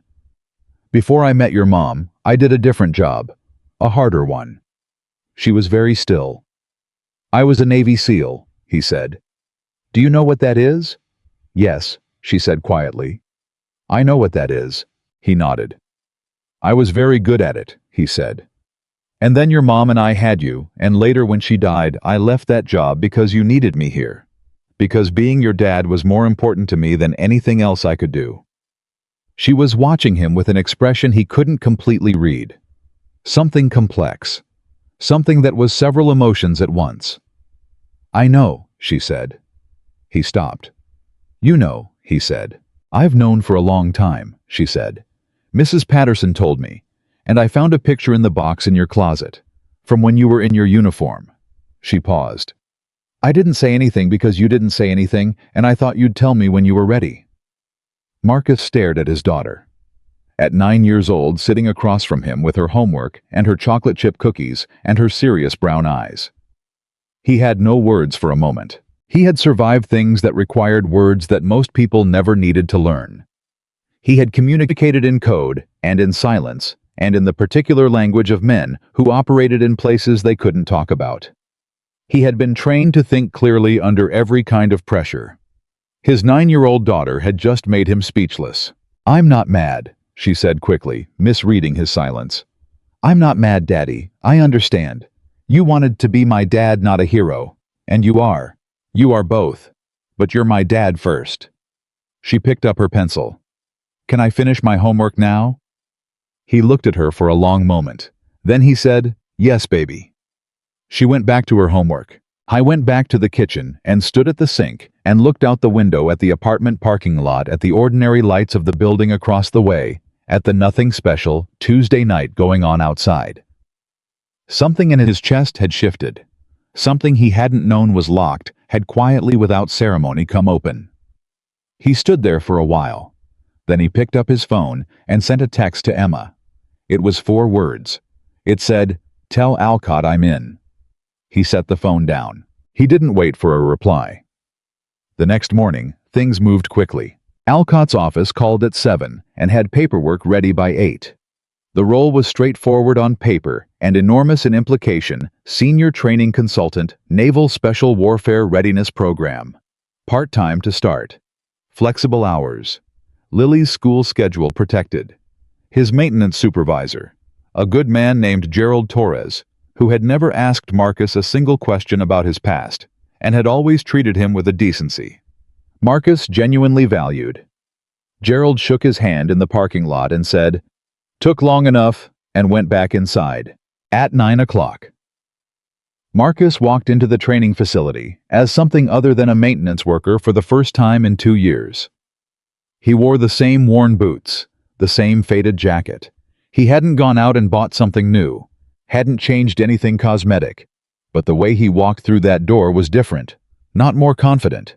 He had always been confident underneath the quiet, more visible. That was it. He had stopped angling himself to take up less space, stopped calibrating his presence to avoid drawing attention. stopped being the man who fixed things and left before anyone noticed him. He walked in, and he was exactly who he was. Emma met him at the entrance with a cup of coffee. She handed it to him without a word. He took it. "First session is at 10, she said. 12 candidates. 6 weeks from final selection. They're scared and they're covering it with attitude." "I know that group," Marcus said. "I know you do," she said. They walked toward the train area together. And behind them in the doorway, 3 of Emma's junior instructors watched them go with expressions that asked the same question in 3 different faces. "Who is that?" One of them pulled out his phone and started texting. By noon the answer was moving through the base like water through cracks. Word traveled fast in military communities. It always had. But this particular word traveled differently than gossip traveled. It didn't get louder and looser as it moved the way rumors did. It got quieter and more precise, more intentional. As if the people passing it on understood instinctively that it needed to be handled carefully. "How was SEAL Team 6? He left voluntarily. He's been here 2 years fixing our pipes. He just scored the highest evaluation marks the training program has ever recorded. And now he's in there teaching our candidates." By 2 in the afternoon, Marcus had finished his first session. He hadn't said much. He'd stood back and watched the 12 candidates go through a tactical drill they'd already run twice that week. He'd watched their choices, their communication, the moments when they thought nobody was paying close attention and reverted to instinct. He watched all of it. At the end, he asked them to sit down. They sat, wary, trying to read him and not yet knowing how. He looked at them for a moment. All 12 faces, young, hard, trying. "You're covering fear with aggression," he said. "Every one of you, which tells me 2 things." He paused. "First, you're smart enough to be scared. Fear means you understand what you're facing. That's not a weakness. That's information." He looked at them steadily. "Second, you're wasting energy on the cover. The aggression costs you more than the fear does. Stop performing toughness. Start using it." Silence. One candidate, a compact young man with sergeant stripes and a jaw like a door hinge, said, "With respect, sir, how do you know we're covering anything?" Marcus looked at him calmly. "Because I watched you make 3 decisions in that drill where the aggressive choice was slower and more exposed than the patient one," he said. "And you made the aggressive choice anyway, not because it was better, because it felt stronger." He paused. Feeling strong and being effective are different things. The sooner you know the difference in your body, not just your head, the better everyone around you will be. The candidate was quiet. Another candidate, a woman near the back, early 20s, who had been the most technically precise of the 12 during the drill, raised her hand. "How do you learn the difference?" Marcus looked at her.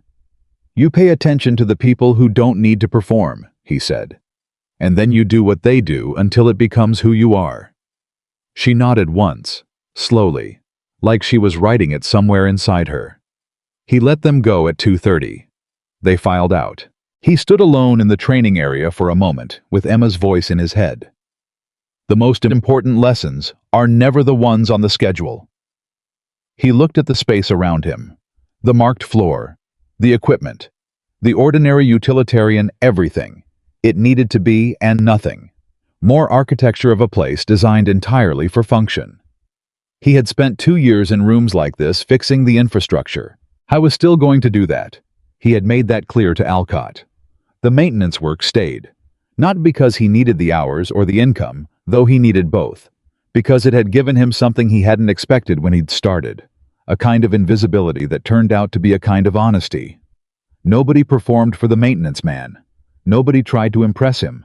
Nobody calibrated themselves around him or used him as an audience for something they needed to be seen doing. They just existed. Normally. Honestly. And he had learned more about the actual human texture of this base in 2 years of fixing its ventilation systems than he could have learned in 10 years of wearing a rank insignia. He was not going to give that up. He was, however, going to add something. He walked out of the training area. In the hallway, Corporal James Weller was waiting. Not officially. He wasn't on today's candidate list. He was leaning against the wall with his arms crossed, and a look on his face that managed to be both casual and intensely purposeful. At the same time, the look of a young man who had decided to do something slightly outside the rules and had already committed to seeing it through. "Weller," Marcus said. "Sir," Weller said. Then correcting himself, "Marcus. You're not in this program yet." "No, sir. Oh, sir. I'm up for selection in 4 months." Marcus looked at him. "You came here to ask me something." It wasn't a question. Weller was not a subtle person, which Marcus had identified within 30 seconds of meeting him 2 mornings ago. He was direct and young, and had the specific energy of someone who had just seen something that fundamentally reorganized the way they thought about what was possible. Weller straightened slightly. "I want to know what it actually takes," he said. "Not the program requirements, not the official answer. What it actually takes." Marcus looked at him for a long moment. He thought about what the honest answer was. The real one, not the one people expected. "You want the real answer," Marcus said. "Yes," Weller said, without hesitation. Marcus nodded slowly. "It takes being willing to be completely destroyed," he said, "and choosing to get back up, not because you're not broken, but because the person next to you needs you on your feet." He paused. "That's it. That's the whole thing. Every piece of training, every evolution, every night in the water, it's all just finding out if you can do that." Weller was very still. "And can I?" he said. Marcus looked at him. At 26 years old, and all that careful watching, and the way he had stood in the training area 2 mornings ago, memorizing something with his eyes. "Come back Monday," Marcus said. 600 hours. We'll find out." Weller's face did something that it tried to keep controlled, and didn't quite manage. "Yes, sir," he said. Marcus walked past him. At the end of the hallway he stopped. He didn't turn around. "Weller," he said. "Sir. Don't be late." He walked out. Behind him Weller stood in the hallway for a moment. Then he exhaled everything he'd been holding. Then he pulled out his phone. And on the other side of the base, in an office on the 2nd floor of the administration building, Commander Alcott was reviewing the day's reports when his phone buzzed with a message from Emma Reyes. He read it. Then he set the phone down and leaned back in his chair and looked at the ceiling and allowed himself something he very rarely allowed in a professional context. He smiled, because Emma's message said only this: "He told a candidate to come back Monday. He's already coaching." Alcott sat with that for a moment. Then he picked up his phone and called the Naval Special Warfare Administrative Office and said, "Pull every candidate file from the last 18 months. I want Carter to have access to all of them by end of week." He hung up. Outside his window, the base moved through its late afternoon rhythms. Engines. Voices. The flag at the entrance moving in the coastal wind. All of it utterly ordinary. All of it quietly shifting. Monday came fast. Marcus was at the training facility at 5:45. Not because Weller was coming at 6. Because Marcus had never in his adult life arrived anywhere at exactly the time he said he would. He arrived early, or he didn't arrive at all. That was not a rule he had learned. That was a thing that had become true about him so long ago, he couldn't remember it starting. He was stretching near the wall when Weller came through the gate at 5:58, 2 minutes early. Marcus noted it without comment. Filed it where he filed things that mattered. Weller was in PT gear. Clean. Focused. He had the expression of a man who had spent the weekend preparing for something and was now confronting the gap between preparation and reality. A little tight around the eyes. Breathing slightly faster than his pace warranted. He stopped in front of Marcus. "You're early," Marcus said. "You told me not to be late," Weller said. "I did," Marcus said. "Come here." He led Weller to the center of the training area and stopped. "First thing," Marcus said, "tell me why you want this." Weller opened his mouth. Marcus held up one hand. "Not the answer you practiced, the real one." Weller closed his mouth. Looked at the floor for a second. Looked back up. "My older brother was a ranger," he said. "He came back different, didn't talk about it, spent 2 years just existing, not living, existing." He paused. "I watched him do that, and I thought there has to be a better way to carry it. There has to be a way to do the hard thing and come back and still be a person. Another pause. I want to learn how to do that. Before I go in, not after. Marcus looked at him for a long time. That was not the answer he had expected. It was better. Okay, Marcus said. Then that's what we work on. He turned toward the course. Let's go. They worked for 90 minutes. Marcus ran Weller through nothing exotic basic movements, basic decisions, basic physical standards. He wasn't testing capability. He was testing character. The way a person responded to the moment when something became harder than they expected. The way they talked to themselves when they thought nobody was listening. The micro-decisions that happened in the half-second before conscious thought kicked in. He watched all of it. At 7:15, he stopped Weller in the middle of a rope section. "What are you telling yourself right now?" Marcus said. Weller, hanging 10 feet up, arms burning, looked down at him. "What?" "In your head. What's the voice saying?" Weller's jaw tightened. "That my arms are done." "And what are you saying back?" A pause. A long one for a man hanging on a rope. "That I've got 30 more seconds." "How do you know it's 30 seconds?" "I don't," Weller said. "But 30 seconds is a number I can hold." Marcus looked up at him. "Come down," he said. Weller came down. "That's it," Marcus said. "What you just said. That's the whole thing. 30 seconds is a number I can hold." He looked at Weller steadily. "You don't defeat the whole mountain. You hold the next 30 seconds. When those are done, you find 30 more. He paused. "Your brother didn't lose himself in the field. He lost himself after because nobody taught him how to hold 30 seconds when there was no mission to hold on to."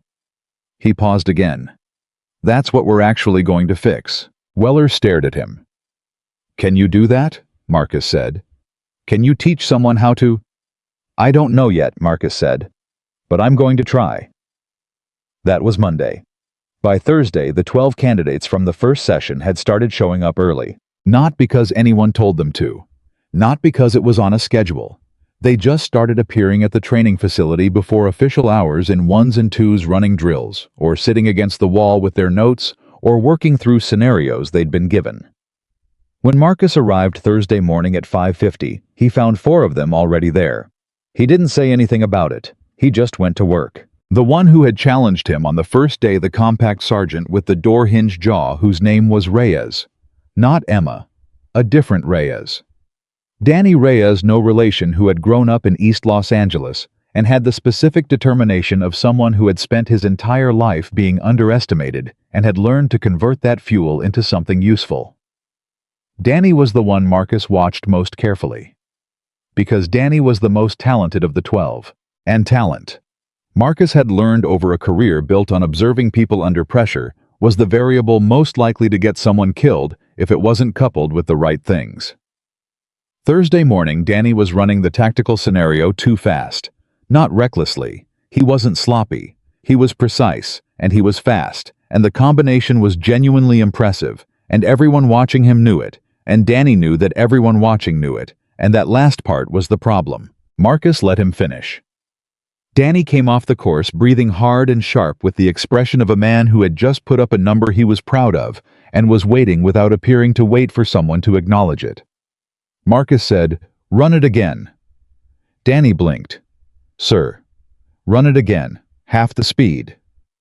I know what you just did," Marcus said. "Now do it half the speed." Danny looked at him. Something moved across his face, quick, controlled, but Marcus caught it. Pride briefly wounded. Then a decision. He turned and went back to the start. He ran it at half speed.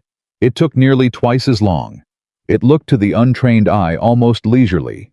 But Marcus watched what happened to Danny's decision-making at the slower pace. The choices he made. The things he saw that he'd been moving too fast to see at full speed. Danny came off the course the second time, breathing evenly. He stood in front of Marcus. "What did you see?" Marcus said. Danny was quiet for a moment. "The gap in the left sector. I moved through it the first time because I was fast enough. Not because it was the right choice." He paused. "If I'd had a team behind me, I'd have moved them through a gap that was actually exposed." Marcus said nothing. I would have been fine, Danny said. They might not have been. Yes, Marcus said. Danny looked at the course. How do you slow down without losing effectiveness? You don't slow your body, Marcus said. You slow your certainty. Every time you're certain, pause half a second and ask whether you're certain because it's right or because it's fast. He paused. Speed is a tool. Tools work for you. The moment a tool starts making decisions, you've lost control. Danny nodded. He went back to run it a third time, this time without being asked, at a pace that was somewhere between the first two. Marcus watched him go. Beside him, Emma appeared. She had a talent for appearing at exactly the moment something significant was happening, which Marcus had already identified as one of the things that made her exceptional at her job. Danny Reyes, she said quietly. Best natural talent I've seen in a long time, Marcus said. I know, Emma said. He almost didn't make it past the first week. Ego problem. Not anymore, Marcus said. Emma looked at him. 1 week, she said. 3 sessions, Marcus said. He just needed someone to show him what he was missing. The ego isn't the problem. The ego is what got him here. It just needed a redirect. He watched Danny move through the course. He's going to be excellent. He's going to be dangerous, Emma said, and she meant it as a compliment. Both, Marcus said. That's the point. Emma smiled. She didn't smile often in the training context. When she did, it meant something. That was Thursday. Friday afternoon at 3:47. Derek Hollis knocked on the door of the small office. Marcus had been given a spare room near the training facility, barely big enough for a desk and 2 chairs, with a window that looked out on the parking lot. It had previously been used for storage. Alcott had cleared it out personally, which Marcus knew, and which had meant something to him, even though he'd said nothing about it. He heard the knock, recognized the rhythm. 2 raps, a pause, 1 more, and something in him said Hollis before he'd even said come in. Come in, he said. Hollis came in. He was in civilian clothes, off duty. He'd clearly made a point of coming in off duty, which was itself a statement. He closed the door behind him, looked at the room, looked at Marcus, and sat down in the chair across the desk without being asked. Marcus set down the candidate file he'd been reading. They looked at each other. I've been thinking about what you said Monday, Hollis said. Which part? Marcus said. All of it, Hollis said. But specifically. He stopped, started again. The thing about strength, the way you said it, that the most dangerous thing wasn't the man who needed to prove it. He paused. I've been carrying that around all week like a rock in my boot. Good, Marcus said. Hollis looked at him sharply. Then the look softened. Yeah, he said. Yeah, I figured you'd say something like that. He leaned forward, elbows on knees. I need to ask you something, and I need you to give me the real answer, not the diplomatic one. I don't really do diplomatic, Marcus said. I know, Hollis said. That's why I'm here. He met Marcus's eyes directly. Have I gotten people hurt the way I lead? The way I've been? Has that kind of leadership, has it cost someone? The room went very quiet. Marcus looked at Hollis. At the face that had grabbed him by the collar 5 days ago.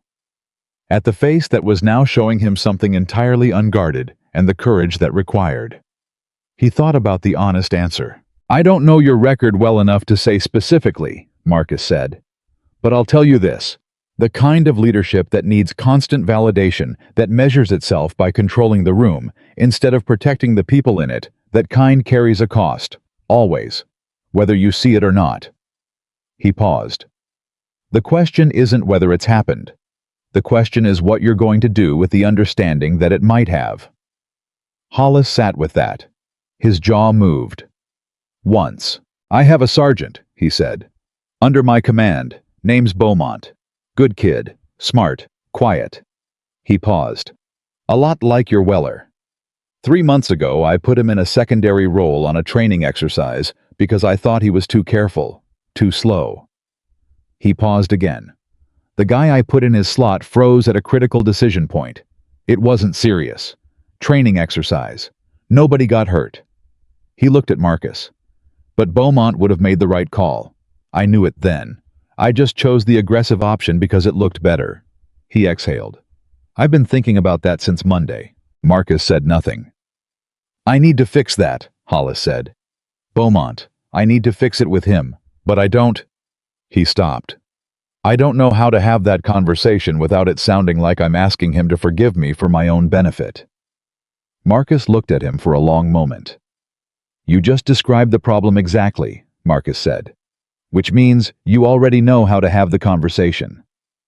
Hollis frowned slightly. You just said I don't want this to be for my benefit, Marcus said. So walk in there and say that. Exactly that. Tell him you made the wrong call. Tell him you've been thinking about it. Tell him you're not asking for anything from him. Not forgiveness. Not a response. Nothing. You're telling him because he deserves to know that you know. He paused. That's it. That's the whole conversation. Hollis stared at him. That's it, he said. That's it, Marcus said. The apology that needs something back isn't an apology. It's a transaction. Hollis sat back. He looked at the window. At the parking lot view that was objectively nothing special, and that Marcus had already stopped seeing because he'd spent 2 years looking at views like that and learning to see through them to whatever mattered. You've done this, Hollis said. Made a wrong call. Carried it. Yes, Marcus said. How do you put it down? Marcus was quiet for a moment. You don't, he said. You carry it differently. You stop letting it be deadweight, and you let it be ballast.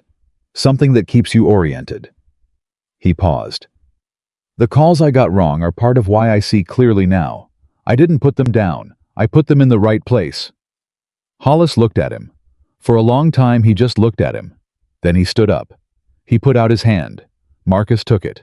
They shook. And this time, it was different from the shake in the training area Monday morning. That one had been a resolution. An ending. This one was something that didn't have a clean name, but felt to both of them like a beginning. Beaumont's in the East Wing, Hollis said. Go, Marcus said. Hollis went. Marcus sat alone in the small office for a moment after the door closed. He looked at the candidate file on his desk. At the name on the tab. At the handwritten notes he'd been making in the margin in his precise minimal handwriting. He picked up his pen. He wrote one thing in the margin that had nothing to do with the candidate file. It said, Hollis, watch this one. He circled it. Then he went back to work. The call came at 6:17 that evening while Marcus was in the pickup line at Lily's school. He almost didn't answer. He had a rule about the pickup line phone away, full attention, because the moment she came through those doors, she deserved to find him already present, not finishing something else. But he saw the number. A Washington, D.C. area code he didn't recognize. He stared at it through 2 more rings and answered on the 4th. Carter, he said. Mr. Carter.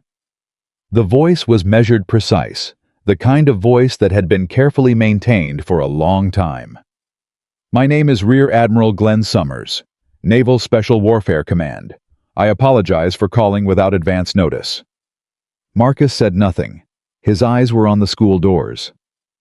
I've been briefed on your evaluation results, Summers said, and on your new role at Naval Station San Diego. I want to have a conversation with you, not about the evaluation, about something larger. What kind of something larger? Marcus said. A program, Summers said. In development, focused on mentorship and psychological readiness within special operations. Something that needs the right kind of leadership. A pause. The kind that doesn't announce itself. The school doors opened. Lily came through them, spotted the truck, started toward it with her backpack bouncing. Marcus watched her. Admiral, he said, I need to call you back. A brief pause on the line. The pause of a man not accustomed to being told to call back. Then, of course, I'll send a secure contact number to your base email. Thank you, Marcus said. He hung up. Lily pulled open the door and climbed in. You were on the phone, she said. I was, he said. Important. He looked at her. At the backpack and the slightly disheveled braid and the trace of marker on her left hand that she hadn't noticed yet. Not as important as this, he said. She accepted that with a nod and pulled her seatbelt on. He drove home. That night, after Lily was in bed, he sat at the kitchen table with his laptop open and the Admiral's contact information in his base email and a cup of coffee that was actually warm this time, and I thought about everything that had happened in 1 week. 1 week since a charity gala. 1 week since Derek Hollis had grabbed his collar and laughed in front of 200 people. 1 week since Emma Reyes had stepped forward and said 4 words that stopped a room. 7 days. He looked at the Admiral's number. He thought about Weller. About 30 seconds at a time, and a brother who'd come back different and needed someone to have taught him differently before he went. He thought about Danny Reyes and the gap in the left sector and the half-second pause. That was the difference between a brilliant soldier and a leader. People would follow through anything.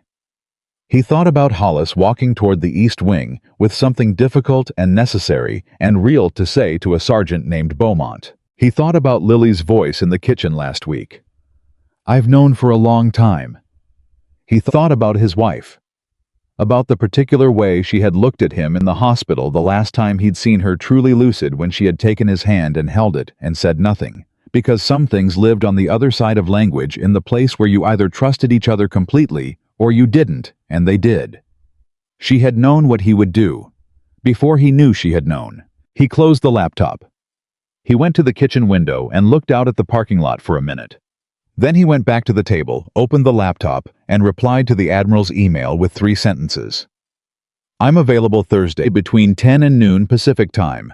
I have conditions that are non-negotiable. Looking forward to the conversation." He sent it. He closed the laptop. He went to check on Lily one more time. She was asleep on her side, one arm around the stuffed dog, breathing in the slow, deep rhythm that had always been to Marcus the most uncomplicated proof that the world still held good things. He stood in the doorway. He thought about non-negotiable conditions. He had already written them in his head in the precise internal language he used when he was formalizing a decision. His daughter's schedule was protected. Always. Her school, her activities, her ordinary childhood, all of it protected. He would not travel for extended periods. He would not accept any role that compromised his visibility in her life. He would contribute what he had to contribute, and he would do it from here, and anyone who wanted what he had to offer would need to accept those terms or find someone else. I was very clear about this. He had been clear about it for 2 years. He was simply for the first time applying it in a context where it would be challenged by someone with more institutional power than a maintenance schedule. He pulled Lily's door closed. He was not afraid of that conversation. How as if he was being precise about it, looking forward to it. Not in an antagonistic way. In the way he looked forward to any situation that would require him to be completely unambiguously himself and hold that without flinching. That was Saturday. Sunday was quiet. Lily had a soccer game at 10. She played midfielder with the focused aggression of a child who had grown up watching her father operate in the world with complete physical confidence and had absorbed something from that without either of them naming it. She scored once and assisted twice and came off the field at the end with grass stains on both knees and a grin that Marcus kept in his chest like a match flame. He drove her for ice cream afterward. She got chocolate chip naturally. "I got coffee," she said with her spoon halfway to her mouth. "Are things going to change at work?" He looked at her. "Some things," he said. "Good changes."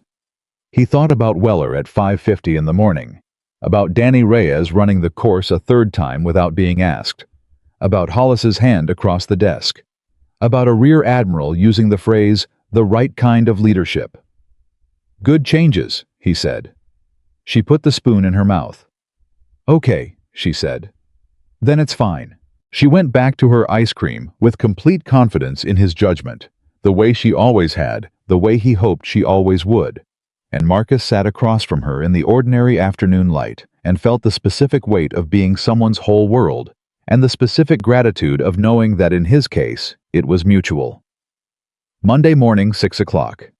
Weller was there at 5:50 again, 5 minutes earlier than last week. Marcus noted it, didn't comment. He handed Weller a file. Weller looked at it. "What's this?" "Your brother's service record," Marcus said. "I pulled it. Read it." Weller went still.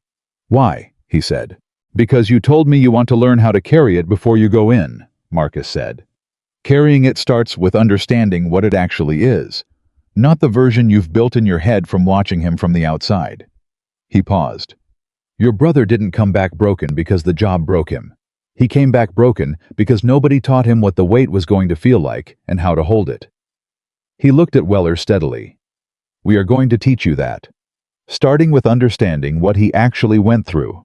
Because he's the reason you're here, and that deserves to be honored accurately, not mythologized.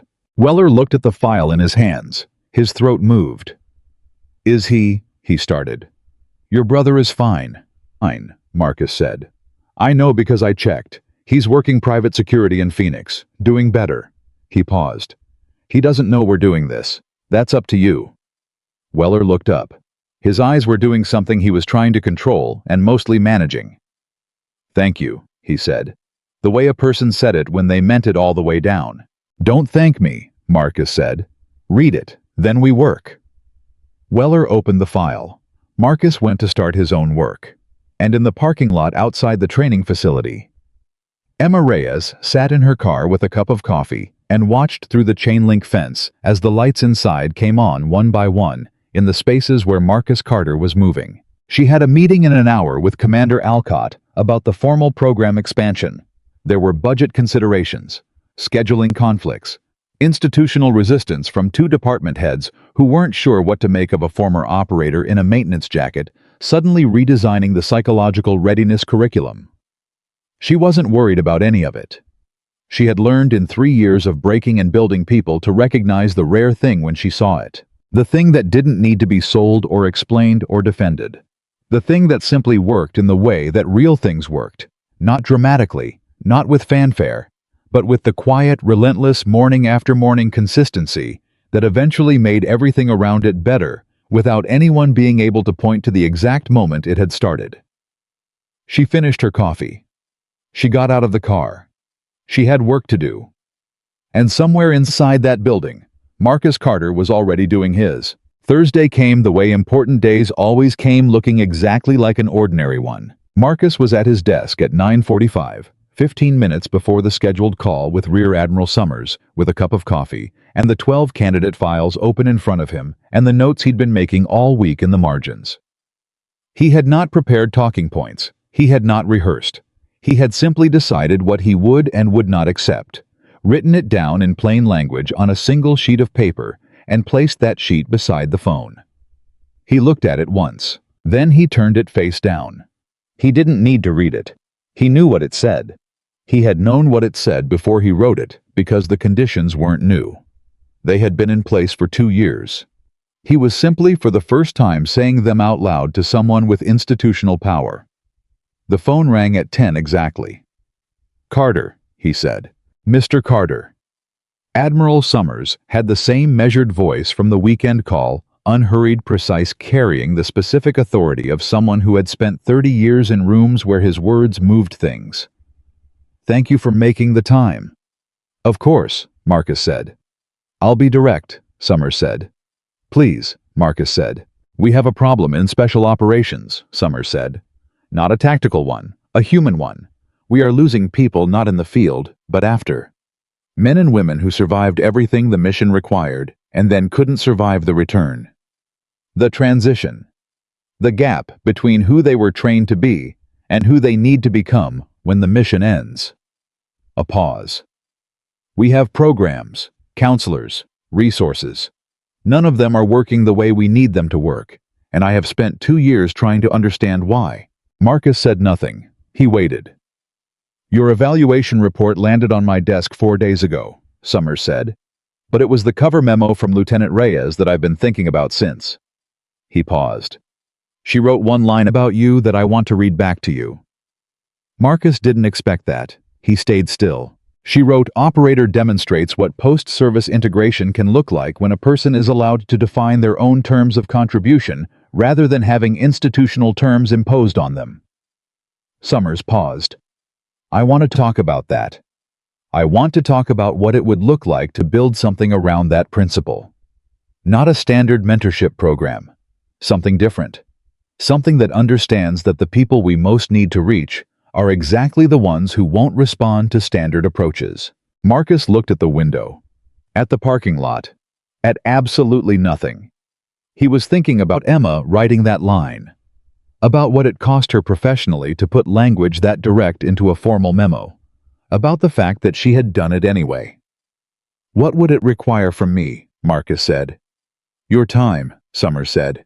"Your judgment. Your willingness to let us learn from what you've built here in the last 2 weeks." A pause. "And your conditions. You mentioned conditions." "I did," Marcus said. He turned the paper over. He read from it not because he'd forgotten, but because he wanted Summers to hear him reading from something written down, something formal, something that communicated that these were not negotiating positions. "My daughter's life is not disrupted. Her schedule, her school, her routines protected completely. I will not travel for more than 3 days at a stretch, and not more than once per quarter. I stay at this base. If the program needs to come to me, it comes to me. I am not a resource to be deployed. I am a person with a child who needs her father to be consistently, reliably present." He set the paper down. "Those are the conditions." Silence on the line, long enough that Marcus recognized it as genuine consideration rather than performance. "Agreed," Summers said. "All of it." Marcus said nothing. "Mr. Carter," Summers said, "I have been in this branch for 31 years. In that time, I have sat across from a great many people who were exceptional at the operational part of this work. What I have almost never encountered is someone who was equally exceptional at understanding what the operational work does to a person and why, and what it takes to remain whole through it." Another pause. "Your file, the parts I'm cleared to read, which are considerable, does not explain you. That is not an insult. It is an observation. The file says what you did. It doesn't say what you are." "No file does," Marcus said. "No," Summers said. "Which is why I'm talking to you instead of your file." A pause. "I want to come to San Diego. Not next week. Not formally. I want to sit in on a session. Watch you work. Then we talk about what this program looks like. No commitments required from you until you've seen exactly what I have in mind." Marcus thought for exactly 3 seconds. "When?" he said. 2 weeks, Summers said. "Fine," Marcus said. "Thank you, Mr. Carter." Marcus hung up. He sat for a moment. Then he picked up his phone and called Emma. She answered on the second ring. "You talked to him," she said. Not a question. "I read your memo line back to me," Marcus said. A brief pause. "He did word for word," Marcus said. Silence on her end. The specific silence of someone recalibrating what they thought the situation was. "Is that a problem?" "No," Marcus said. "I wanted you to know that what you wrote mattered, that it was the thing that moved him." He paused.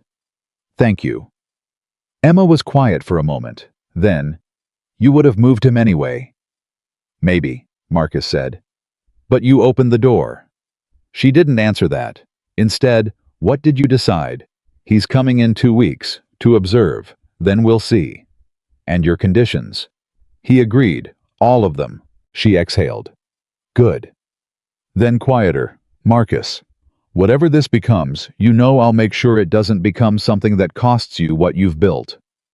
"I know," he said. "That's why I picked up the phone when you called my name across that room."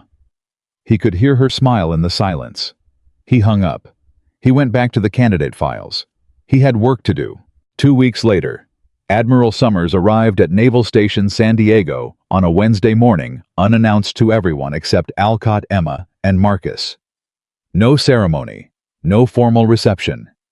He came in civilian clothes, drove himself from the airport, and walked into the training facility at 8:55, like a man who was used to arriving places and seeing them before they saw him. Marcus was in the middle of a session when Summers came through the door. I knew Summers was there. He'd seen him in his peripheral vision the moment the door opened. An old instinct, the kind that registered everything that entered a space without pulling focus from what mattered. He didn't stop. He didn't adjust. He kept doing exactly what he'd been doing because the session was what mattered, and because if Summers was worth what his reputation said he He would understand that a man who interrupted important work to acknowledge an observer wasn't actually doing important work. How was running Emma Reyes through a decision scenario? Not alone. 5 of the other candidates were there observing because Marcus had started doing that. Having candidates watch each other work, creating a culture of deliberate observation, rather than the competitive isolation that most training environments accidentally cultivated. You learned twice, he told them. Once when you did it. Once when you watched someone else do it and understood something they didn't yet know was visible. Danny was mid-scenario. Simulated command situation. 3 options, all costly clock-running, incomplete information. The kind of decision that in the real world got made in 12 seconds or less and carried consequences for months. Danny was at 9 seconds. He chose. He called it clean and fast and correct, and then he immediately said, secondary risk on the left flank isn't covered by that choice, assigning Morales to watch it. Not asked to, just said it. Acknowledging the gap his own decision had created and addressing it in the same breath. Marcus said, why Morales? Danny said, Morales reads static situations better than any of us. Left flank doesn't need aggression, it needs eyes. She's the right tool for that specific job. Morales, sitting against the wall, looked up with a brief expression of surprised respect that she controlled in about half a second. She hadn't known that was how he saw her. It was clearly better than how she'd been seeing herself. Marcus looked at Danny for a moment. Then he said, correct on all counts, well done. He turned to the group. That last piece assigning Morales, that is the thing I want everyone to hold. The decision wasn't just the primary choice. The decision included acknowledging what the choice cost and immediately compensating. That is the difference between a tactician and a leader. He let that sit for 3 seconds. Then, we're done for today. Take 15 and come back for the debrief. The candidates filed out. Marcus turned. Summers was standing 20 feet away, with his hands in his jacket pockets, watching Marcus with an expression that was unreadable on the surface, and if you knew how to read the surface, said everything. They looked at each other. Neither moved for a moment. Then Summers crossed the room and extended his hand.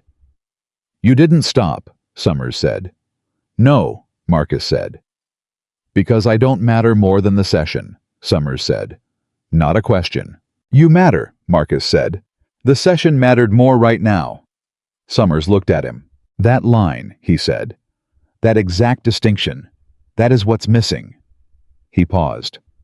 Not in the field, in the aftermath. People come back and suddenly everything is about rank and recognition and institutional visibility again. And the thing that actually kept them alive, the ability to make the right call without needing it to serve their own standing, disappears. Because nobody models it for them after the mission ends. Marcus said nothing. You model it, Summers said. Every session, every choice, without performing it. I'm not doing anything special, Marcus said. I know, Summers said. That's exactly what makes it special. They sat. They talked for 90 minutes. Not about budget or structure or program design. About people. About the men and women Summers had watched struggle after leaving service. About the specific moment when a warrior's identity detached from their purpose and left them in free fall. About what Marcus had done consciously and unconsciously to keep that from happening to himself. Marcus was honest in a way that cost him something. He talked about the first 6 months after leaving the teams. About the mornings when he'd woken up at 4 and the silence was so complete it felt hostile. About the particular loneliness of being a person who could not talk about the defining experiences of his life to anyone who might actually understand them. About the way he'd found his footing, not through a program or a resource or a formal transition process, but through Lily. Through the radical, humbling, relentless work of being a present parent. Through the discovery that the skills that made him an exceptional operator, patience, situational awareness, the ability to hold calm under pressure, the instinct to protect the people around him were the same skills that made him a good father. That the mission had not ended. It had changed shape. Summers listened without interrupting. At the end he said, "Can I ask you something personal?" "Yes," Marcus said. Do you miss it? Summers said. The operational work. The field. Marcus thought about it. The real answer, not the easy one. I miss the clarity, he said finally. In the field, you always know what matters most. The mission. The people beside you. Everything else is noise. He paused. What I've found here in this room with these candidates is the same clarity. Different terrain. Same thing. He looked at Summers. I don't miss the field because I found what I was looking for in it. I just found it somewhere else. Summers nodded slowly. He stood. He put out his hand. Marcus shook it. I'll have a formal program proposal to you within 30 days, Summers said. You'll see every piece of it before anything is finalized. Nothing moves without your agreement. I know, Marcus said. Summers paused. How do you know? Because you came here alone, Marcus said. In civilian clothes. To watch before you talked. That's not the move of someone who's already decided. That's the move of someone who actually wants to get it right. Summers looked at him for a moment. Then he said, You're exactly what I thought you were. He left. Marcus stood alone in the training area. He stood there for a full minute. Then he heard the door open behind him, and he turned, and it was Lily. He stared. She was in her school clothes backpack on, standing in the doorway of the training facility, with Mrs. Patterson behind her. Mrs. Patterson gave Marcus a small wave that said she asked to come. I couldn't say no. What are you doing here? Marcus said. Mrs. Patterson had a thing at the base clinic, Lily said, and she said I could come see where you work now. She looked around the training area with the focused attention she brought to everything. This is where you teach people. Yes, he said. She walked forward into the room, looked at the marked floor, the equipment, the walls, all of it with those serious brown eyes that missed nothing. It smells like hard work, she said. He almost smiled. It does. She turned to face him. Are you good at it, the teaching part? He looked at his daughter. At 9 years old and straight to the point, always straight to the point, because she had never learned to approach him sideways, and he was grateful for it every single day. I think so, he said. I'm still learning. She nodded, accepted that. Then, that man who left, the older one in the regular clothes, was he important? Marcus looked at the door Summers had walked out of. Yes, he said. Was it a good meeting? Yes, he said. She looked at him with that expression, the one that said she was holding a question she hadn't decided whether to ask yet. He waited. Daddy, she said. Yeah. Are you happy here, with all of this, the new thing? She gestured vaguely at the room around her. Is it making you happy, or is it making you tired? He stood very still, because it was the question he hadn't let himself ask. Not in those words. Not that directly. He thought about Monday mornings at 5:50. About Weller reading his brother's file with his throat working and his eyes doing things he was trying to control. About Danny Reyes running the course a third time without being asked. About Hollis walking toward the east wing with something real and difficult in his hands. About Emma handing him a coffee at the door and not needing to say anything else. About Alcott clearing out a storage room personally and not mentioning it. About Summers flying in alone and watching before he spoke. About every morning he drove to this building knowing exactly what the work was and why it mattered. Happy, he said. Both, but mostly happy. Lily looked at him for a moment. Then she walked across the room and put her arms around him the way she had in the kitchen that pre-dawn morning 2 weeks ago. Arms around his neck, cheek against his chest. Now because she was taller than she'd been even 2 weeks ago. Everything growing so fast, and she held on. He held on back. They stood there in the training area in the middle of the morning with the light coming through and the smell of effort in the air, and everything that had happened in the last 2 weeks sitting in the room around them, like something that had finally found its right shape. Then Lily let go. She looked up at him. Mrs. Patterson's waiting, she said. Go, he said. She went. At the door she turned around one more time. I told my teacher about you, she said. About the Navy thing. She asked if I was proud. Marcus looked at her. "What did you say?" he said. "I said yes," Lily said. "But not because of the Navy part." She paused. "Because of the dad part." She walked out. The door swung closed behind her. Marcus stood alone. He stood there for a while in the silence that she left behind, which was the best kind of silence there was, full not empty, carrying something warm all the way to the edges. Then he went back to work. 3 weeks after that, the program had a name. The Readiness Integration Initiative, funded through Naval Special Warfare Command, housed at Naval Station San Diego, led operationally by Marcus Carter with Emma Reyes as co-director. 6 bases in the pilot. 42 operators enrolled in the first cohort. Every one of them a person who had come back from the field and found the return harder than anything the field had thrown at them. Alcott attended the first official session. He sat in the back, said nothing, watched Marcus work for 2 hours with a group of men and women whose faces carried the specific exhaustion of people who had been surviving instead of living. And he watched those faces change over 2 hours. Not dramatically, not with any moment that could be pointed to and named, just change the way light changed in a room when someone opened a window they hadn't known was there. Afterward, he pulled Emma aside in the hall. "When did he figure all this out?" Alcott said. 2 years ago, Emma said, in a maintenance job, raising his daughter alone. She paused. "He didn't figure it out. He lived it. That's different." Alcott nodded. He went back to his office. He wrote in his log that night.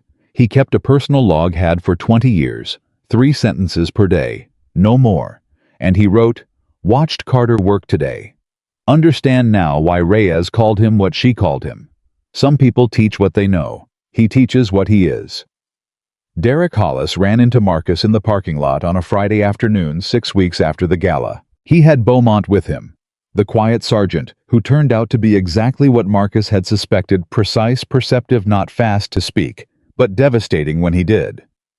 Hollis had put him in a primary role on the last 3 training exercises. Beaumont had been right on every call. Hollis stopped when he saw Marcus. Beaumont looked between them. "Marcus," Hollis said. "Derek," Marcus said. Hollis looked at Beaumont. "Give me a minute." Beaumont moved off without a word. Hollis looked at Marcus.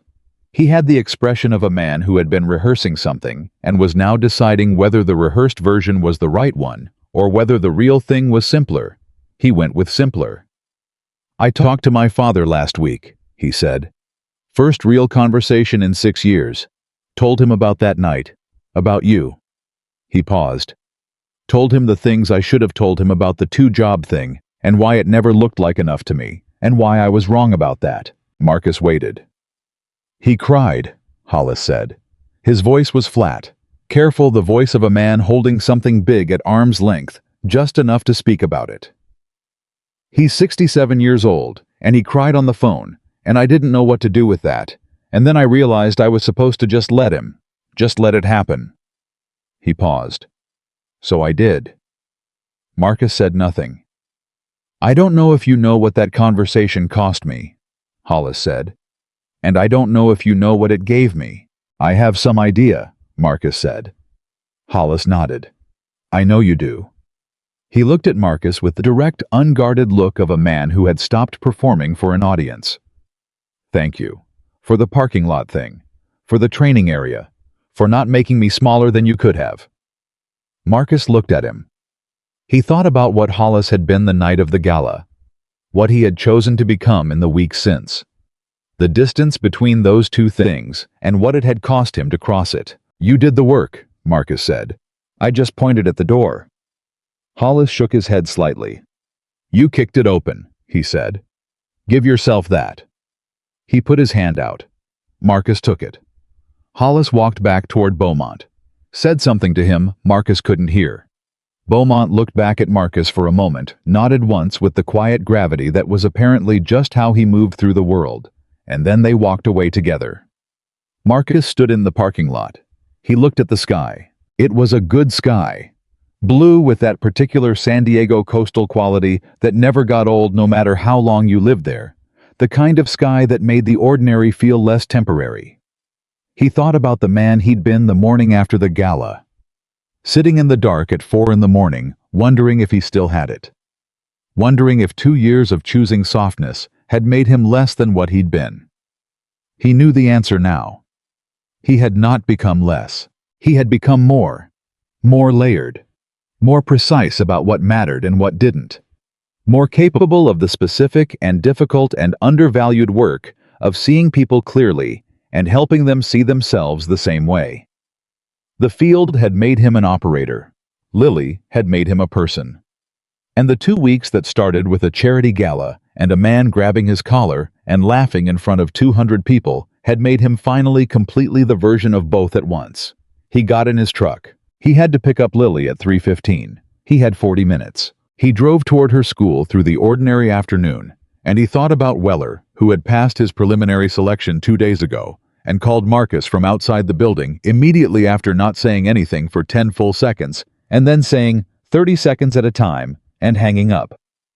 He thought about Emma Reyes, who had started arriving early to help the candidates who were struggling without being asked, without making it visible, just quietly becoming the kind of leader Marcus had told him he could be.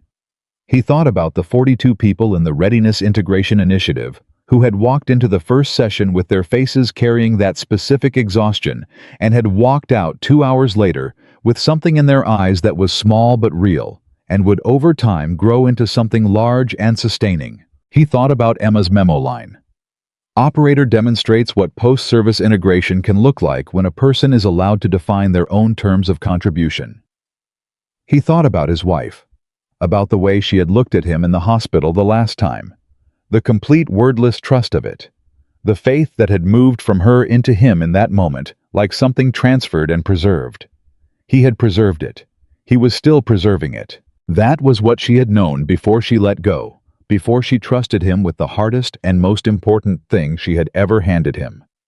She had known that he would not lose himself, that he would find a way to carry everything. The grief, the loss of the mission, the weight of the work, the responsibility of the child, and remain underneath all of it, the person she had believed in. The person Lily called Dad. The person the candidates called Sir. The person Emma called Marcus. The person Hollis had shaken hands with twice each time, meaning something different, and both times meaning something true. The person the Navy called an operator, who called himself a father, and who had finally completely without apology or explanation understood that those two things were not in tension. They were the same thing. They had always been the same thing. The school doors opened at 3:15 exactly. Lily came through them. She spotted the truck. She ran. And Marcus Carter, the man nobody had seen coming, the man everyone now knew, the man who fixed broken things for a living, in more ways than any job description had ever captured. Marcus Carter watched his daughter run toward him in the afternoon light and felt in his chest the specific and irreducible weight of a life that was exactly what it was supposed to be. He opened the door. She climbed in. He drove home. And that was enough. That had always been enough.